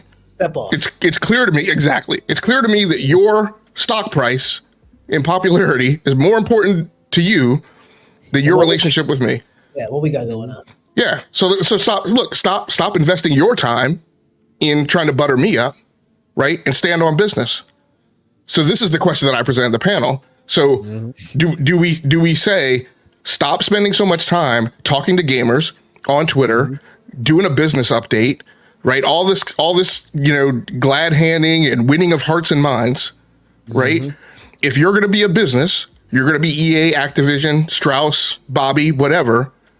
Be that. Do you have more confidence and trust in that, right? Somebody who's being straight up with you about what's going to happen, right? You may not like Strauss, but like you just said, you're very clear on what's going to happen, right? You're very clear on what the metrics are. And this is one thing I want to go back to, right? That's a question. One of the things that always kind of flummoxes me is the constantly moving metric, right? It was game sales and game unit sales. Then it became Xbox Live Gold subscriptions. Then it became Game Pass subscriptions. Now it's MAU. And this is the big thing you're hearing from the developers, and I definitely want to highlight that the big thing you're hearing from the developers inside the Xbox house is, and again, you and TKO, I know, have lived this life, and I have too, right? Working in a technical field and asking the question, I am not clear from my leadership what constitutes success. Yep. I'm not clear what I need to do to get promoted. I'm not clear what I need to do to retain my job. I'm not clear what I need to do to get onto the next big project. Marchi just talked about, hey, I wanted to go to Gears. Now Gears is gone. Hey, what the F? Now I got to work on this Fortnite thing. This is going to be nothing. Yeah. So, I mean, those are some questions. What do you say to those things? Yeah. I mean, I'm dealing with a similar thing at my work right now. 2 divisions within the company merged. The fiscal year's ending, and they're going to make decisions, and it won't have anything to do with whose performance is what, right? They're going to cut a certain number of people. They let us know, and that's it. Maybe Everborn's on the chopping block. Maybe he's not. I could get a 1, which is the top rating you could get as an employee. May not matter, right? And that is the thing. I don't know that anyone that lives this life of working for like a big corporation, like it would be nice if we knew that, but I don't know that any company really can answer that question. They can tell you that, but we've all been through situations where it didn't matter how well you shouldn't believe it. Yeah. It is just they're gonna do what they're gonna do, and dispassionate people who don't know your loyalty to the company, who don't know your work, anything, they're just gonna say, we got to cut the head count by this. And this is the question, right? Now that we have everybody on the panel, if you had to cut, and remember, this seems like it was specifically geared towards Bethesda's budget. Yeah. If you had to cut X%, I'm making this number up, I didn't hear this anywhere, you got to cut 5 to 7% of your budget at Bethesda. What do each of you do? And I'm very interested to hear what Marchi says and GameLogiq and everybody. But Marchi, you go first. What do? You have X amount to cut, specifically Bethesda, in this current situation. You know the machinations that Microsoft has been operating under. What, in your opinion, is the cut? And you can't go to XGS or ABK. This is specific. Well, the healthiest is actually to really use historical data. Because nobody can predict the future, right? So the only thing you can do is make the best possible bet. Somebody comes to you and says, hey, Marchi, we need you to cut 7%. This is what Twitter thinks it is. Oh, come on, man. If Marchi just talks good enough, he can dissuade them from that 7%. This is not Twitter. This is like the real world. This is already decided. This is not like optional. Everybody's treating this like it's optional. I just saw this one tweet where somebody said, honestly, I don't particularly care if Tango, Arcane, Austin's games sold well or not. This already tells me you don't have a clue what you're talking about. If Xbox's leadership is incapable of guiding 2 talent-rich studios towards whatever version of success they need, then they are incapable of doing their jobs. That's not their job. That's literally not their job. So there's such a gap in understanding, and this is like a really popular tweet. Their job is not to lead talent-rich studios. Their job is to generate money. So if somebody comes to me and says, and that right there, Marchi, is why I say Phil has been better at marketing than even Xbox has. He's been able to make people think that was his job. Yeah, he's convinced them that that's real. Phil can convince them, and Phil can probably convince them. And now they're all betrayed. Yeah, Phil betrayed Lord. me. But if they come to me and say like, "Oh, you need to cut 7%," I can't predict the future, but I can look at the past. So I'm quickly, with one financial analyst, I'm going to be able to figure out what a high impact title is. And people have to understand, high impact is not just sales; it's also how much did it cost to make that. If you sell 100 million copies of a game, but you don't get any profit because making the game was more expensive than what you get from selling 100 million copies, that's less beneficial to the company than selling 5 million copies of a game that was cheap to make. I would love it if you would say that again. I have attempted until I'm blue in the face for 2.5 years about COGS, profit margin. How many dollars of sales do I need to make to turn $1 of profit? Yeah, so when you look at Twitter, they'll say, but it sold 3 million copies, or it sold, but do you know how much it was to make? Do you know? No, I don't. Okay, so basically, it's what Everborn just said and GameLogiq also said. You're having conversations with people who have 4% of the information and 96% of the emotion, right? But they think the 96% of the emotion is the information, but that is not the information. That is just the emotion, right? Like going back to the example of the girl buttering you up. You have all this information. Marchi knows a lot about that buttering up. You know what I'm saying? Yeah. He's still on a butter score. So you have the information, and this person is saying all these things, but your information is 96% emotional. If you just looked at the 4%, she's saying this is not happening. But nobody's looking at the 4%. Everybody's at the 96% because you're talking to your friends at dinner about why it's not happening. But the other day when she came by, she was still hugging me. She definitely hugged me longer than the other dudes. And then she was looking mad good. And then she sent me the selfie at the Chris Brown concert. And this is emotion. This is not information. The 4% is when she told you you're not him. Yeah, you're not him. You need to listen to that. Yeah, but you're not listening to that because you thought she was giving you. So the same thing happens. So if I'm told you have 7% to cut, all I'm looking at is a matrix. Spend, how much does it cost me to create this product? Revenue, how much money did I get out of that product? Profit, if I pay all the costs, how much money is in the bank? And addressable market. This is relative. Marchi, I'd add one more thing to that is how long before you're going to get that money, right? How long before? Yeah. If you're pitching me a project that's going to take 3 to 5 years for you to develop and exactly see it back, that's a huge point. So speed to market market. Going to be lower on the totem pole than someone that has a project that's maybe a year or two out. But I have 10K that I will give away to any Twitterer that can show me a tweet that they've posted since this thing happened where they talk about these metrics, these points. They're not talking about that. They're talking about the butter. They're not talking about the you're not him. They're talking about all the buttering that's happening that GameLogiq had as an example.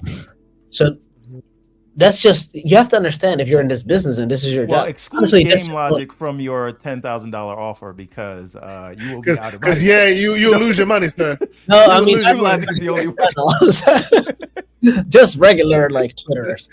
But that's what I would do. I would basically come up with a list. And if you're not in the top 3 of that list, you are now potentially no longer part of the cold hard facts, baby. Yeah. And that could be people at a studio, that could be an entire studio, because not only okay, so what if we get that 7% to 10%? Then we have 3% extra for these high value products. Our organization is a lot leaner. You know how happy shareholders are to hear that? Especially right before the end of a fiscal year. This builds so much trust. Share value goes up. Bonuses get bigger. I mean, this is a win-win-win if you're in leadership and at the top of the food chain. Unfortunately, that is capitalism. And that's the world we live in. I don't know if people know that on Twitter. I'm not sure what they think this is. It's not a charity. And when they talk about, oh, these people are not able to do their jobs well, your definition of them doing their jobs well and the actual definition of them doing their jobs well are so far apart, it's not even fun. So you are in no position to judge that. Yep. So, and you have to understand, this is a noisy business. It doesn't matter what they do. There's going to be Twitter noise. So they might as well do the thing that gets them the most money. I'm not saying love it when my brother's here laying it flat. Oh boy, yes, yeah, sir. It's not fun. And I just want to say, that's not to say that when somebody goes and puts 2-3 years into a game, puts their heart in it, comes into the office and is suddenly fired after making an award-winning game, that's cool. That's a totally separate story. Of course that's not cool. Of course that's not sustainable. Of course that's how you lose people in this industry. Of course. But just for clarity, that is not the metric that's being used by the people to decide whether success, if talented people are happy. Yep. How about you, Aaron? What are your thoughts? So 7%. I'm sorry. 7%. Yeah. You got to go. Listen, I already think they made the. Obviously, they don't want to cut anybody, but obviously they have all the numbers. So I can only go with what they already cut. The biggest question in the room, of course, is the one regarding Tango Gameworks, and that will be a mystery that I hopefully can read about in a book in 10 years from now. But I can totally see how they look at the slates for all their studios.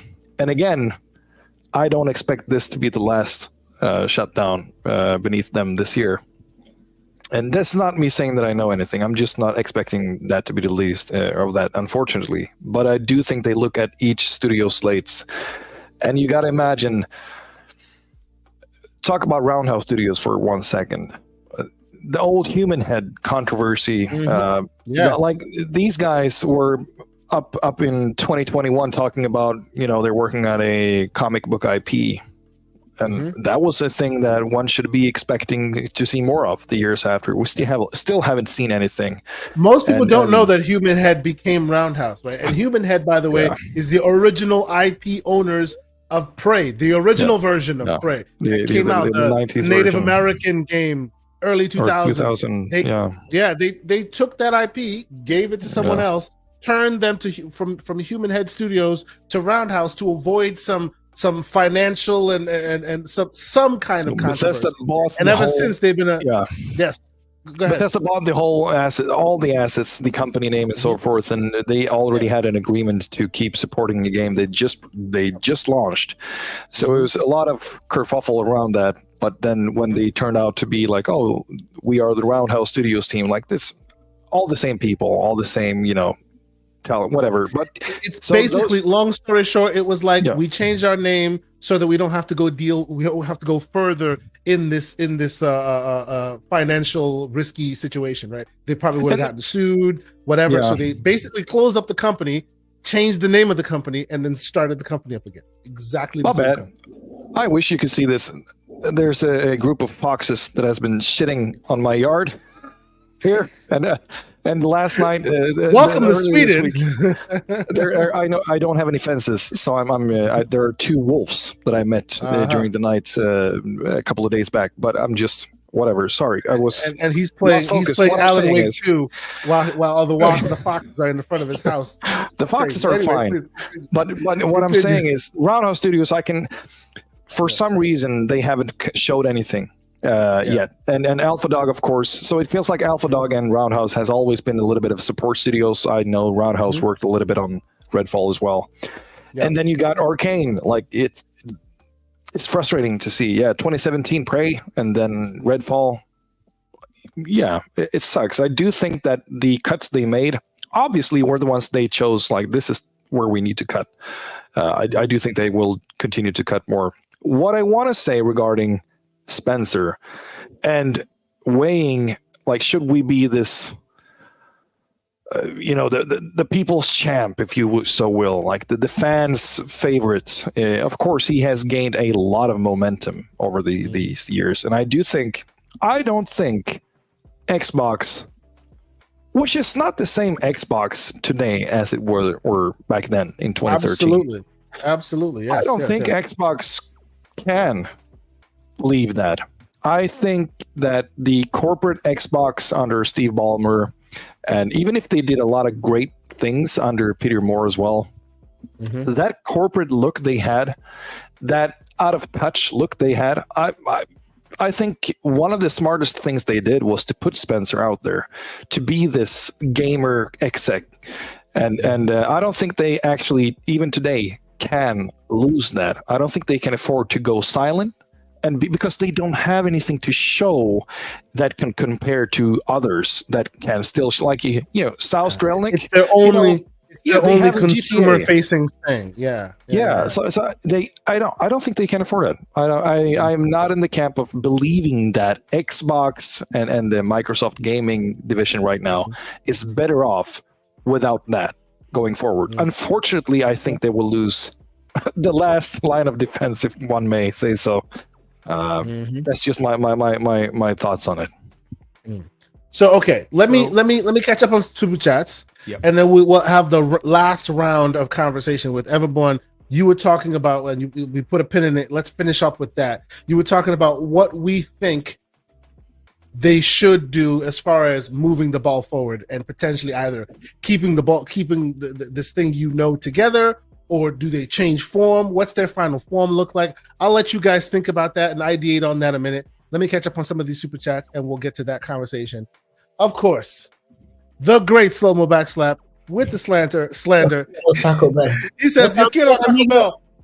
Now that's inside baseball for those who know. Yes. Should we explain that, or just explain it? I'm like, you can go ahead. You can go ahead and do that if you want to. Go ahead. Okay, so some people call that Matt Booty has a nickname for the Chihuahua, and so that's the Taco Bell reference. I've heard Yukito Taco Bell Booty. I've heard. I call him Peaches, and I thought Peaches was being slanderous. I hear loose booty. I've heard a lot of. This ain't jail, bro. Wow. Bro. Yeah. Okay, let's move on. We got JD a fun Gamer. community. Oh yeah, yes we are. JD Gamer is here, and he is prolific in his tweets, in his super chats. We are going to start this from the top. And assume all of these are $5 super chats so that we just keep it moving quickly. JD Gamer starts off with, I would argue that not that this is Xbox's entire problem, but a very large part of it is perception. Even if we talk about growth, Xbox has grown businesses, and that includes Xbox can grow a multitude of ways. And one of those ways is through M&A. Yet many in the community try to separate classic Xbox from their acquisitions, and that's simply not how it's done in business. Now, that still doesn't free Xbox from... Damn. Yeah. Oh, yeah. Nothing does not free Xbox. Nothing frees Xbox from its responsibility to achieve its goals, in that they have a long way to go, or at least it seems that way, and that's the problem. That's a problem. So, what has Xbox accomplished in 10 years? Went from 4 studios to 29, now publishes the highest number of AAA games for all platform holders, and the most money. What has Xbox not done in the last 10 years? Given clear messaging to its fan base, increased its console market share, consistently delivering quality games. Sir, I need to have you on the show because you are spending, bro. You're spending. What are we doing? There's another one. Oh, and there's another one.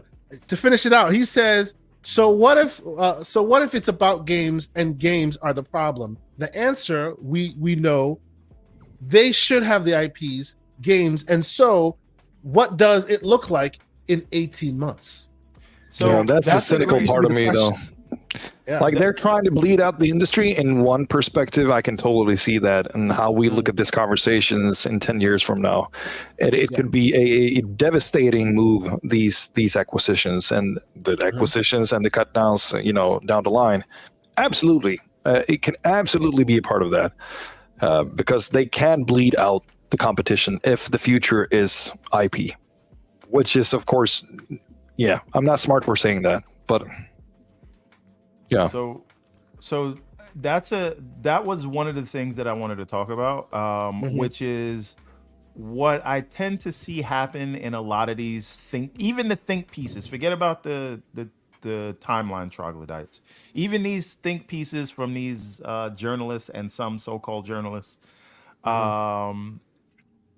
we look at these moments in time as though they are, yes, they are, they inform the future, but they are not the way things will always be. So right now, Xbox is cutting studios and we don't understand because we have limited information and they've been cagey on metrics, so we don't know what to look for.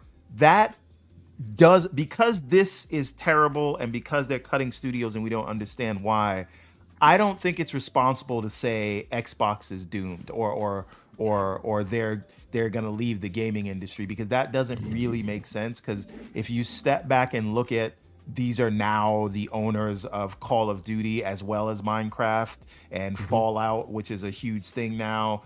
I'm sure Elder Scrolls will be huge. I'm sure the next Gears is going to make a big splash. And if they did decide to go multi-platform, they have like, if they went multi-platform, their reach would be like nothing we've ever seen, like way more. Because imagine this is not ABK, Sega's multi-platform. Yes, this is not that. It's a very different thing. And so I don't know that we can like, you know, speculate in fear about what is going to happen with the console. Fine. But as a business, there are certain integrations that they have to do. But this idea that they may go away or it's all bad for them is not, that's not reality. And I feel like because we're in a down moment, people will look at this and paint this moment, use this moment to paint the entire business. And I don't know how responsible or fruitful that is. Mr. John Wolf, $2 super chat. He says, Matt, don't know the name of your studio booty. Oh Lord, did you hear that? Did you see that? He definitely like he let people go, and he didn't know their names properly. Well, I would argue maybe that's why they that might be closed. the problem. He knew the names of the ones he kept open. Damn. They closed the wrong studio. Yeah. So yes. Get your point off, man. Finish your point. Yeah. Right. So that's that part of it. Now, what I wanted to ask is, where do we go from here? Yes. Right. And so we know when you acquire a business of this, well, maybe we don't know, but you acquire a business of this size, even the size of Bethesda, there is a lengthy and very expensive integration period. And it is messy, and a lot of things suck, and a lot of things may not happen in the way that we like as consumers. But you know, we're very tuned. We pay attention to this stuff a lot, so it hurts us more than the casual public. But my question is what we're seeing now growing pains of a lengthy, drawn out, expensive integration thing, or is the house poisoned? Is the house burning, and get out now while you still can? I'm a super short answer. The answer is yes. This is super frustrating to see. I wish they stopped acquisitions after the initial ones under the Xbox Game Studios umbrella, and then we could have judged their performance with handling their own studios after a couple of years, 4 to 5 years. This move right now, if I were to step 10 steps back, I would say that I would judge Microsoft performance with these studios in 5 to maybe 6-7 years from now, because I can't, you know, this is still the long run. Yeah. To your point, Aaron, the studios that are all sort of teed up to launch now. So right now it's Ninja Theory. Later on, it's going to be Obsidian, even though we did get grounded for them, but Obsidian with Avowed. And then coming on the heels of that, we're going to see Clockwork Revolution and South of Midnight and Fable's game and or Playground's game, Fable. So those are studios that were acquired in 2018, 2019, and we're not getting games from them Until now. Until 2024, 2025, 2026. Yep. Those were just small individual studios that I would say are fully integrated now. How long does it take to integrate a Bethesda, and then how long does it take to integrate an Activision Blizzard King? Yeah. If these studios were just getting their projects that were greenlit under Xbox coming out now. Well, King, they do their own thing though. Just separate King. Sure. I would say, yeah. They're big, huge difference. And I go back to, first of all, Everborn, who told you the production pipeline was going to get corrected and what year it would happen? I think that's pretty sure is this guy, and I think we're right on the timeline that I calculated. So, but kind of like what Aaron says. Like one of the key differences is that integration. I mean, there's different swim lanes of that integration, right? There's cultural, there's business processes, yada yada yada.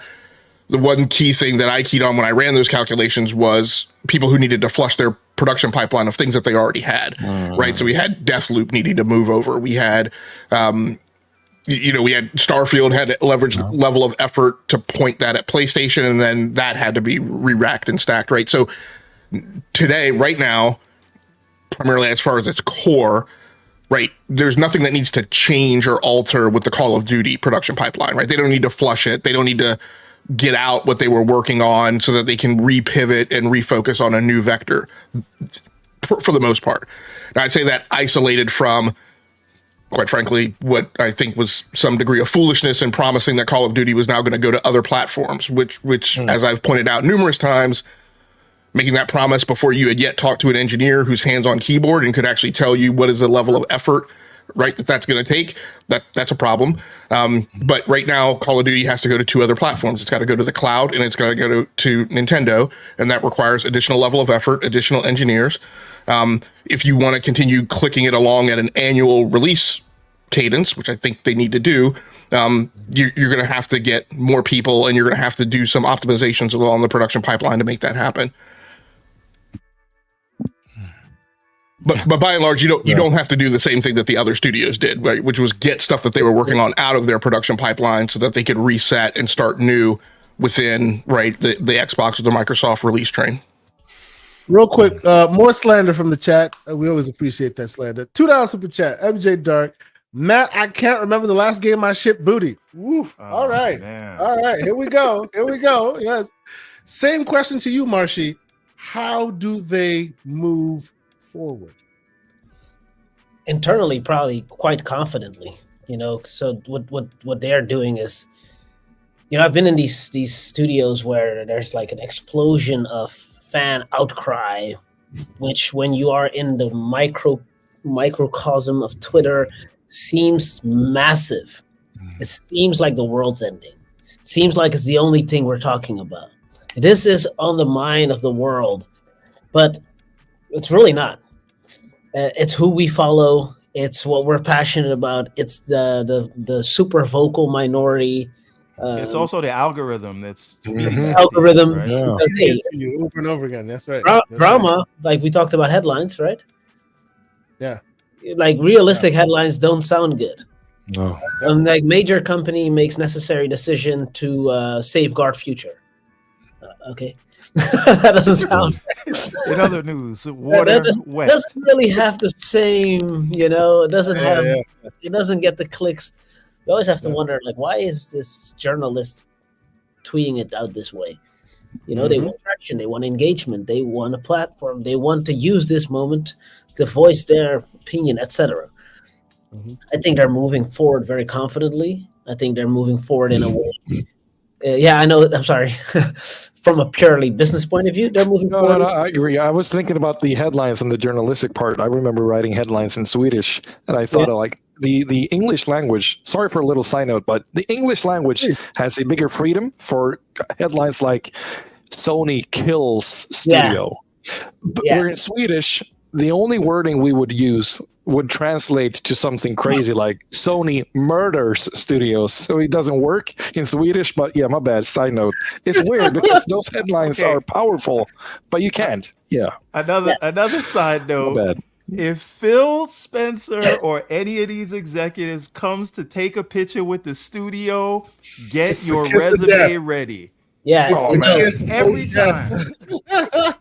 if they're talking to you, like Kay, when you go to the summer whatever, don't take a picture with Phil because you might get a call from your company just saying you out of here. Hey, I hear you were around.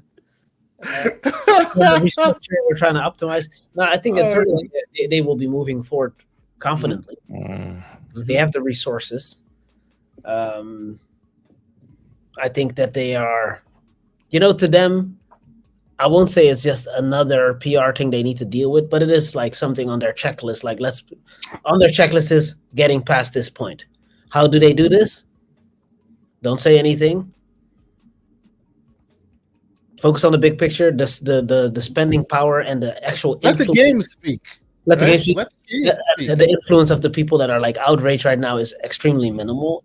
They might not believe that, but no, your tweet is not going to make the difference between 3 million sales and 1 million sales. That's not how this works. So real quick, Marchi, I will dovetail that statement you're making, and I'll ask you something else, and it's related to the poll that I had up as well, right? Which is yes, thank you, thank you, Kay. Somebody. I will. It was related to the poll that we had up, right? Some within our community think that like not putting COD in Game Pass Day 1 is the end of Game Pass. It's the end of COD. Everyone will it'll go from 30x million to like 5 million. It's done. It's a wrap. I think that the hardcore feel that way, but it might not be so cut and dry in the long scheme. I might be wrong. Let me get your opinion on it. Let me tell you that in our chat, and I'm going to end the chat the poll right now. 119 folks voted, and the question was: if you are a consumer and and of course it's speculation, that putting COD into Game Pass Day 1 would mean closures of your favorite X developer, whatever developer. Would you be okay with that, right? And the options were, yes, damn it, they promised. No, I'll buy it instead. Or I plead the fifth. And of those three choices, the no, I'll buy it, won 38% to 32% of, damn it, you promised. And then 30% abstained and said, I'll plead the fifth. What are your thoughts, sir? Is it the kiss of death? No, it has already been done. And that is also, unfortunately, because of the algorithm, a part that is missed a lot. But Sarabon was she said it right there when she was asked by Dina Bass, does that include Call of Duty? They want Game Pass, yada, yada, yada. And she said, well, the whole slate. So she already confirmed it, ish. Like she didn't literally say yes, Call of Duty. They want to well. Save it for something under the show. They want to be able to say something. Yeah, of course. Yeah. So I do think that the answer is already there. Like this is the move they're making. Yeah. How about you? How about you, Marchi? What are your thoughts? Yeah, is it the kiss of death, or can they move forward and somehow? Some people will get a little butt hurt, as it were. Fine kiss of death. This concept of if Xbox does not do this one thing, it's over. Or if Xbox does this one thing, it's over. It's laughable. Based on the resources they have, based on the influence they have, based on the reach they have. Like Aaron said, this is very likely happening. And what will happen is that will be tomorrow's story. And then there will be another story. And 2 stories later, nobody remembers this. People will be like, my bad, go ahead, my bad. Yeah, and people will be like, oh my God, so they are actually bringing COD to Game Pass. Some people will be like, hallelujah. Some people will be like, that is absolutely not sustainable. They'll announce that they are opening a new studio. They'll announce that they're buying a new studio, that they're closing a studio. So we've seen this story play out so many times now. It's just the flavor of the day. It's this story. Next week, next month, next year, there will be some distraction. Ubisoft will do something that will make people go, what? So I think they're moving forward extremely confidently into the showcase.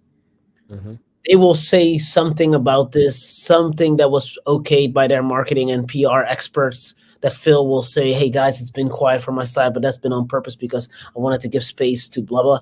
And then people will be like, oh, they're human. And they we'll move on. And now whether so somebody's like, no way COD is going in Game Pass, whether COD is going in Game Pass or not, they might put the base game in Game Pass and say, oh, you need to pay extra for this. They might just say only multiplayers in Game Pass. You need to buy the base game if you want to experience the incredible single player experience. They'll figure it out. We together could figure this out. Game Pass will fail when one game doesn't hit day and date, especially COD. Yeah, just to this whole conversation and Phil Spencer and their PR moves, I think it's crazy that we already see signs of them falling back into the he's a man of the people. You guys have probably seen. Yeah, he's a man of players. Yeah, and like that some players nuked his camp in Fallout 76, and now there's a picture floating around where he has prepared the mission officer on deck in his game to be able to launch nukes back. He's ready to nuke him. He's ready nuking. Yeah, that's right. Like, the fans are like, yeah, he's still a gamer. I forgive them. It's the weirdest PR moves. But, if I was Phil and they nuked my base, I'd just close another studio. Every time you nuke me, I nuke you back. That's right. GameLogiq, sir. What are your thoughts? Yeah. First off, 2 questions before we close this all up. First question, is COD not in Game Pass day one, the kiss of death? And what is your opinion the kiss of death for Game Pass, not for Xbox? For Game Pass. For Game Pass, yes. I'm not going to answer either one of those questions because I'm not sure that I care. Okay. What I'm going to speak to is the future, right? And this is going to lead into another question. Number one, whatever they do, they need to get to a point of some type of, I won't entirely say, I mean, as a software engineer, my feelings are deterministic, right? Repeatable. I'm not going to use those terms in terms of absolutes, but they need to get to some type of release cadence, right? That people are comfortable in. And when I talk about release cadence, because I've seen some of the comments in the chat about like how many games, look, when I talk about release cadence, I talk about turn 10, right? When I used to go back 5 years ago and be able to say, you guys love Gran Turismo, like that head of Polyphony, he must have some Sony executive's kid tied up in the basement because Polyphony puts out a game whenever the flip they feel like it, right? You get Gran Turismo 6. You get Gran Turismo 6 come out on the PlayStation 3 literally a week after the PlayStation 4 launches. Like Polyphony just don't care. Right? Didn't they release like a demo on one platform and then the full game on another platform? Right. Yeah. So when you look at turn 10 and like in the span of time that Polyphony puts out a Gran Turismo, you get like 3 versions of Forza, sometimes 4. That's the type of release cadence that I'm talking about that I feel like you need, particularly when if your tentpole is going to continue to be a subscription service. Right? That drives that need for reliability. Okay. In order to get there, I think what they need is what I've talked about before is they need more governance, right? And they need more what in my mind seems to not necessarily be there, more milestone reviews, check-ins. You hear sound bites of this when I go back to I think it was the DICE Awards. I get the award shows mixed up because I watched all 5 of them. But I think it was you go back to the DICE Awards and you see the Spider-Man team coming on stage and you hear references to, right, them having milestones and being allowed to slip schedule and not do their check-ins, right? That tells me that there's a governance system in place there. Then when you hear Phil doing the mea culpa from Redfall saying we need to revisit our internal processes and the things that got by them and a lack of awareness of where exactly that project was, that tells me that there's not a governance system there, right? And that needs to be put in place so that there's more of a thumbprint on where are things, do things need more time to cook, whatever. So whatever they do, that's what I feel like they need. And in short, what, in my opinion, Phil needs to do is he needs to deliver on the corrective actions that he talked about they were going to take last year. They're reviewing their internal processes, which goes back to what I talked about, governance, but also the improved marketing in terms of needing to be more straightforward in presenting to gamers the game that they were actually going to play when they had their controller in their hand versus something that they put on stage. And in my mind, when I look at Aaron Greenberg's tweets, look, I've laid back from saying like all this discussion of like who needs to go. if somebody needs to go, I don't necessarily feel that those people are Phil or Sarah Bond. I'll leave it at that. So, you know, I don't feel like the marketing messaging has necessarily improved from that note of what the improved processes need to be, and improved marketing messages need to be, you know, based on the things that get put out. So I'm personally fine, because of the type of gamer I am, with this notion that, hey, we're going to double down on our AAA tentpole games, because that's what I fell in love with for Xbox. Look, before I got married, I bought nothing but American cars, and I don't need the CEO of Ford telling me why I need to go buy a Mustang. Right? I was fine making that decision on my own. You guys have talked about, you know, we need games like that. I'm totally fine with that. And I've often said, I think that they're fine from a portfolio management perspective. Lean on third parties and lean on Game Pass as your indie AA play. Right? Yeah. Totally fine with that. But my big thing is just start speaking on business. Right? Aaron made references before. I feel like the dynamic that we're seeing going on, to me, feels like, again, I've been studying Microsoft for a very long time at a very granular level. Not as close as Paul Thurrott, but I pay attention to what Paul Thurrott says and have read him extensively, right? This feels to me like, in this crucible of time, 3 or 4 months, this feels to me like Steve Ballmer era Microsoft, much more so than it feels like the Microsoft, right, that we've seen or heard from under Nadella. And so my feeling is when we point at the teams who have responded to adversity, we point to Hello Games, we point to a certain extent to CD Projekt Red, who went radio silent, put their heads down, did the work.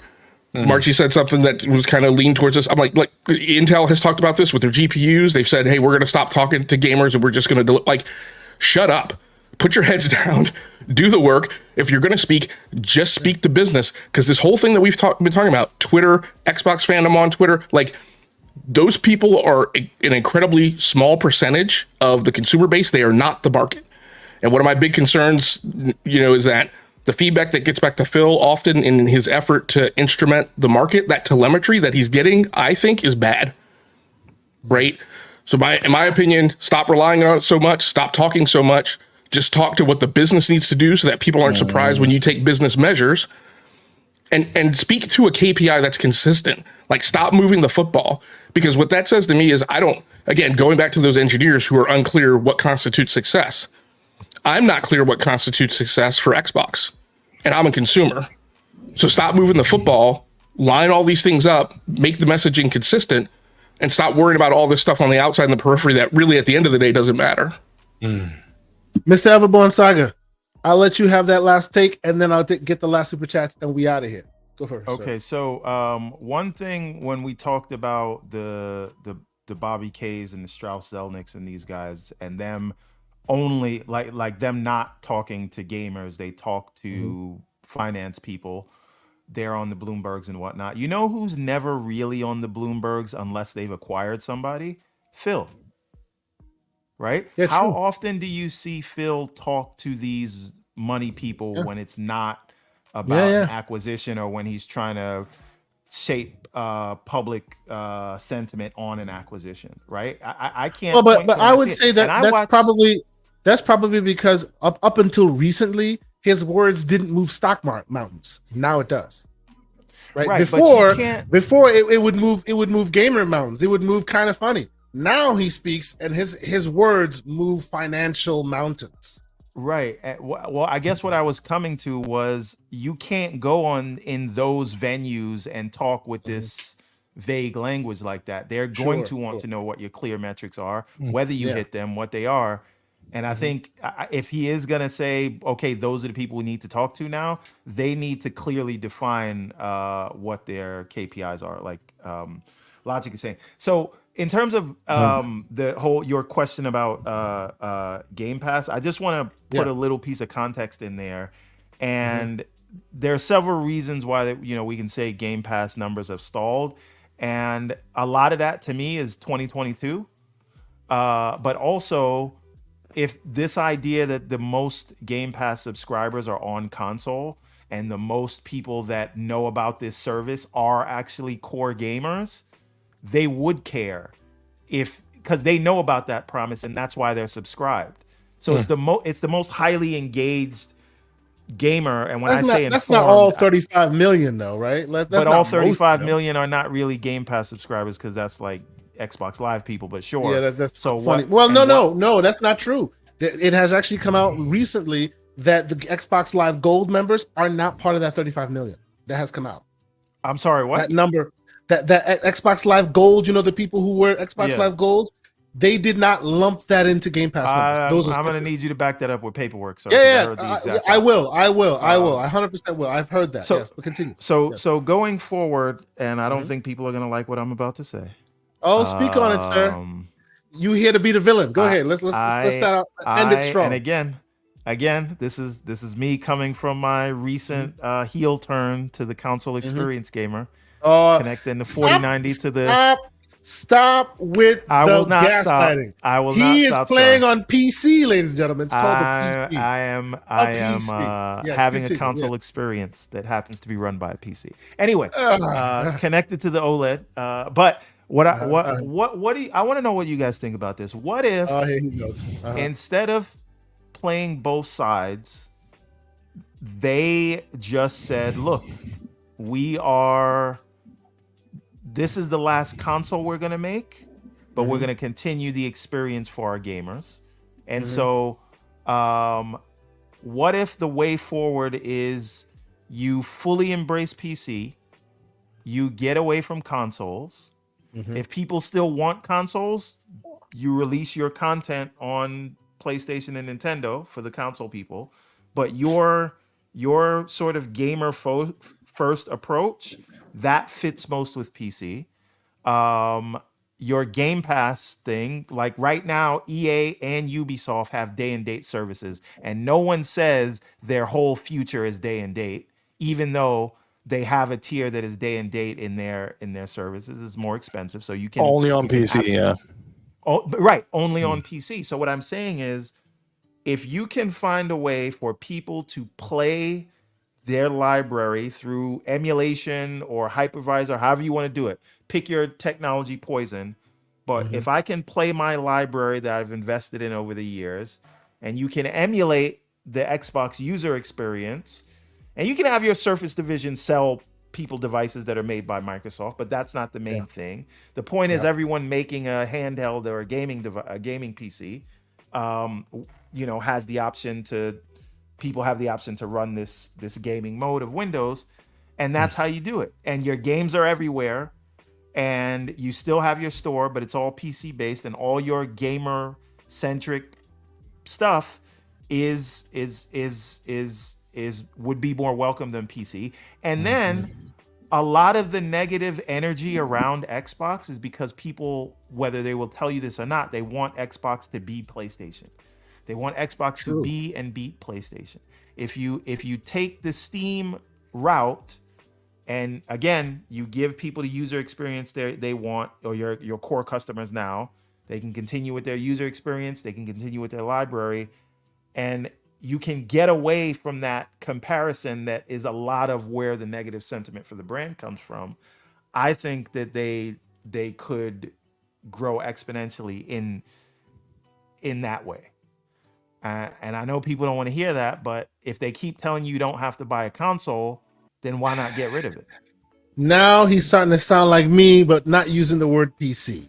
Look at this. All right, what do you guys think? What do you guys think about what I just said? Yeah, they are targeting that specific market. It has been doing so for quite some time. I've been talking about their investments and sponsorship deals with DreamHack, the biggest LAN festivals in the world, at least in the West and so forth. So where they give everybody Game Pass and they do the main stage, deals and stuff like that. So they are very focused. And I know some people that work within the Nordic markets of marketing departments, and let's just say the middle-aged white guy is not the target demographic. Let me just throwing it out there. Like Neither they are the middle-aged black guy, but yeah. What I'm saying is they are super focused on something else, and of course, casual markets, and we have seen signs of that. The console gamer in 2024 is pretty old.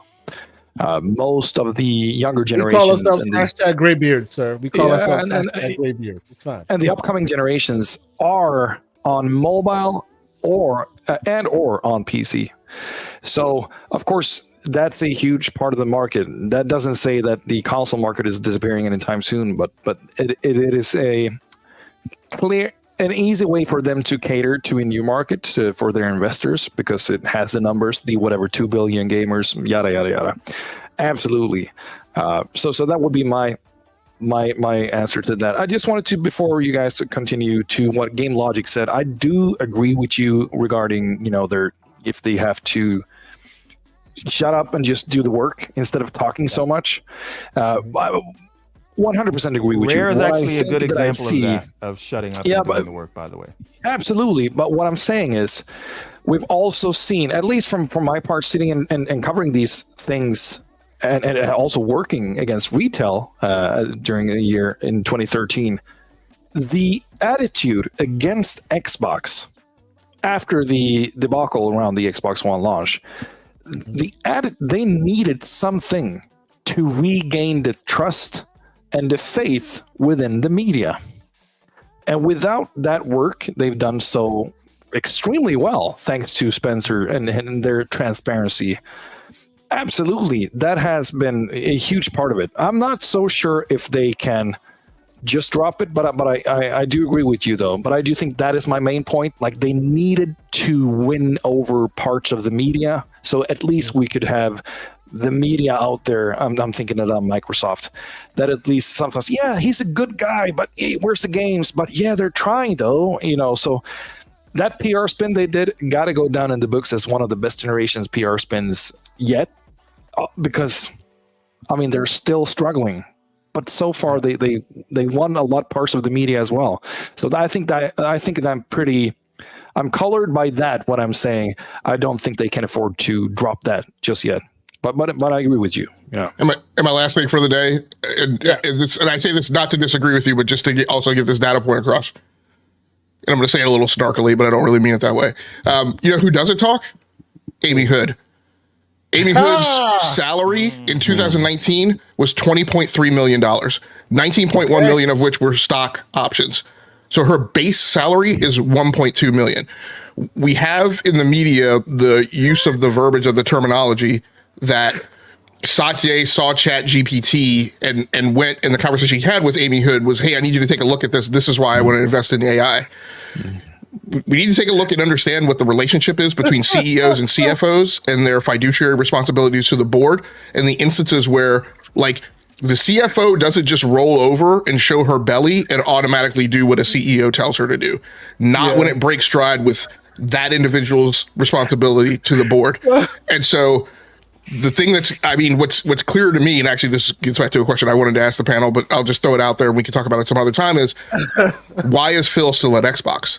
Because the question I would start to ask now is, Phil has a vision. He's clearly been like hitting the timpani drums and starting the walk up and the rolling thunder for over the last decade to get to his vision. What's clear right now is Phil is not executing on his vision. Yes. Right. And so, and what I will say is, it almost seems like the vision has been taken away from him. What I will say is, Amy Hood don't give a fuck. Right. Like, Amy Hood, like, people are asking her for money for projects. Hey, we want investment in AI over here. We want AI investment over there, whatever, right? The bill is coming due. I don't know that they have, that team, the GLT, has the latitude that they've had over the last decade. That appears to me to not be the case. Amy Hood's part minority owner in a Major League Soccer team. Like, she don't care.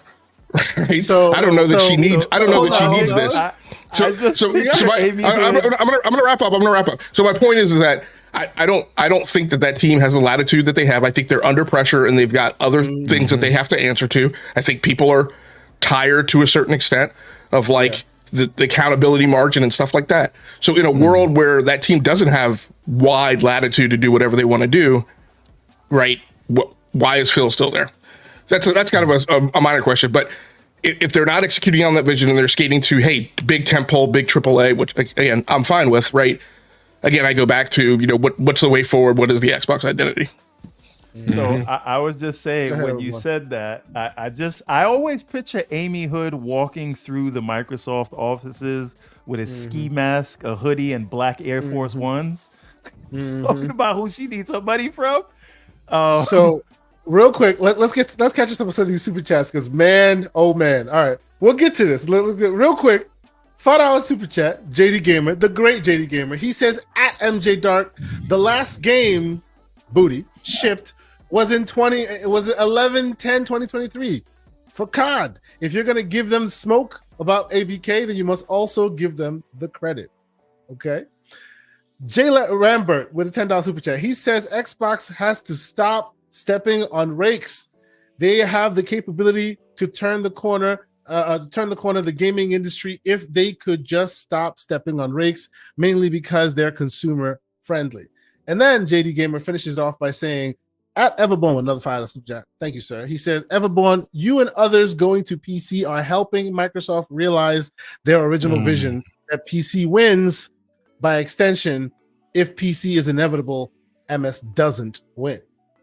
Now, no, doesn't MS win? So if doesn't MS win? I'm sorry. If PC is the logical progression of this. Doesn't then Microsoft wins anyway? That depends on if we're using their ecosystem in PC. They won't win if people go to PC and end up on Steam. Just by very nature of them being the ecosystem, them being the fundamental ground that everyone walks on, they have a certain a level of win there.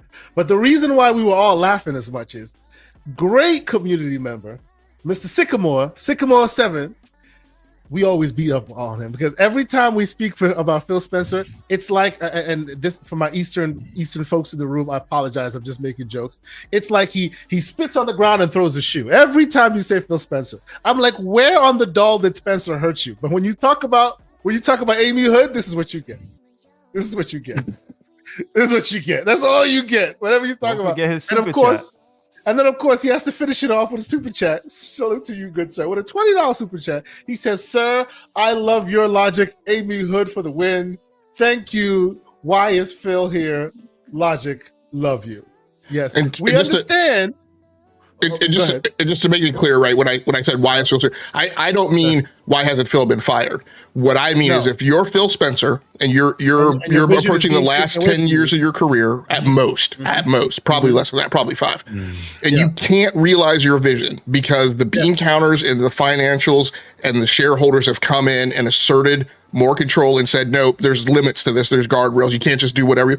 Like if you can't realize that vision, I've contended. If the makeup of your DNA is 51% creative and 49% business leader, then you leave, right? If you are more a creative, you go somewhere to a smaller company without those pressures, without the stockholders, without the shareholders, without a big time CFO, and you go somewhere to realize your vision, granted, maybe on a smaller scale, but you go somewhere to try and realize that. When you're in a world where you can't protect the people that you came out and publicly and said you were going to protect, then maybe I pack up my bag, I take my Microsoft stock, and I go home and I go somewhere else.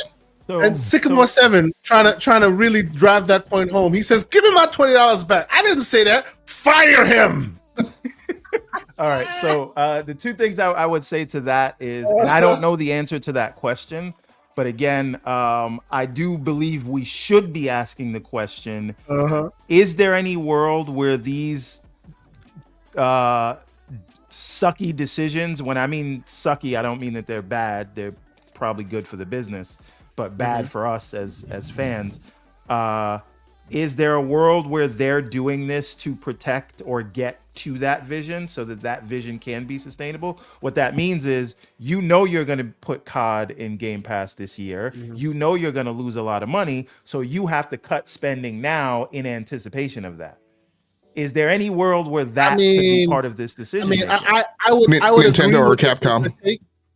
There you go. And I would also say, Everborn Saga, you said that's the reason why PlayStation was increasing their prices to keep what do you call it, PC VR prices low, and then they said hold my beer, and they were completely wrong. They were increasing prices because y'all gonna pay. Had nothing to do with anticipation of any of that stuff. I just think it should be a part of the conversation that we have to ask these questions. And then it also comes back to my question: is this an indicative of a bad foundation, or is it this is a rough time right now, but there obviously were going to be they always say the hard work starts after the acquisition is approved. And Yes. is this just the result of hard things that have to happen after you've made an acquisition? So is this temporary, or is this a larger problem that will persist? And that's a question that I don't think enough people are asking. Nerds and Other Legends, $5 super chat, says, why doesn't Microsoft just launch a new smartphone with a custom Xbox OS? Doesn't anyone think that a third-party mobile store is not dead on arrival? If you're not giving me Courier, I don't want to hear talk about Windows on mobile. Brother, If you slander the vision, the Messiah that was supposed to be Courier, then we're done. We're done. I'm just joking. But No, I'm not joking. I am with you, sir. I am with you, good sir. You know what I would invest in?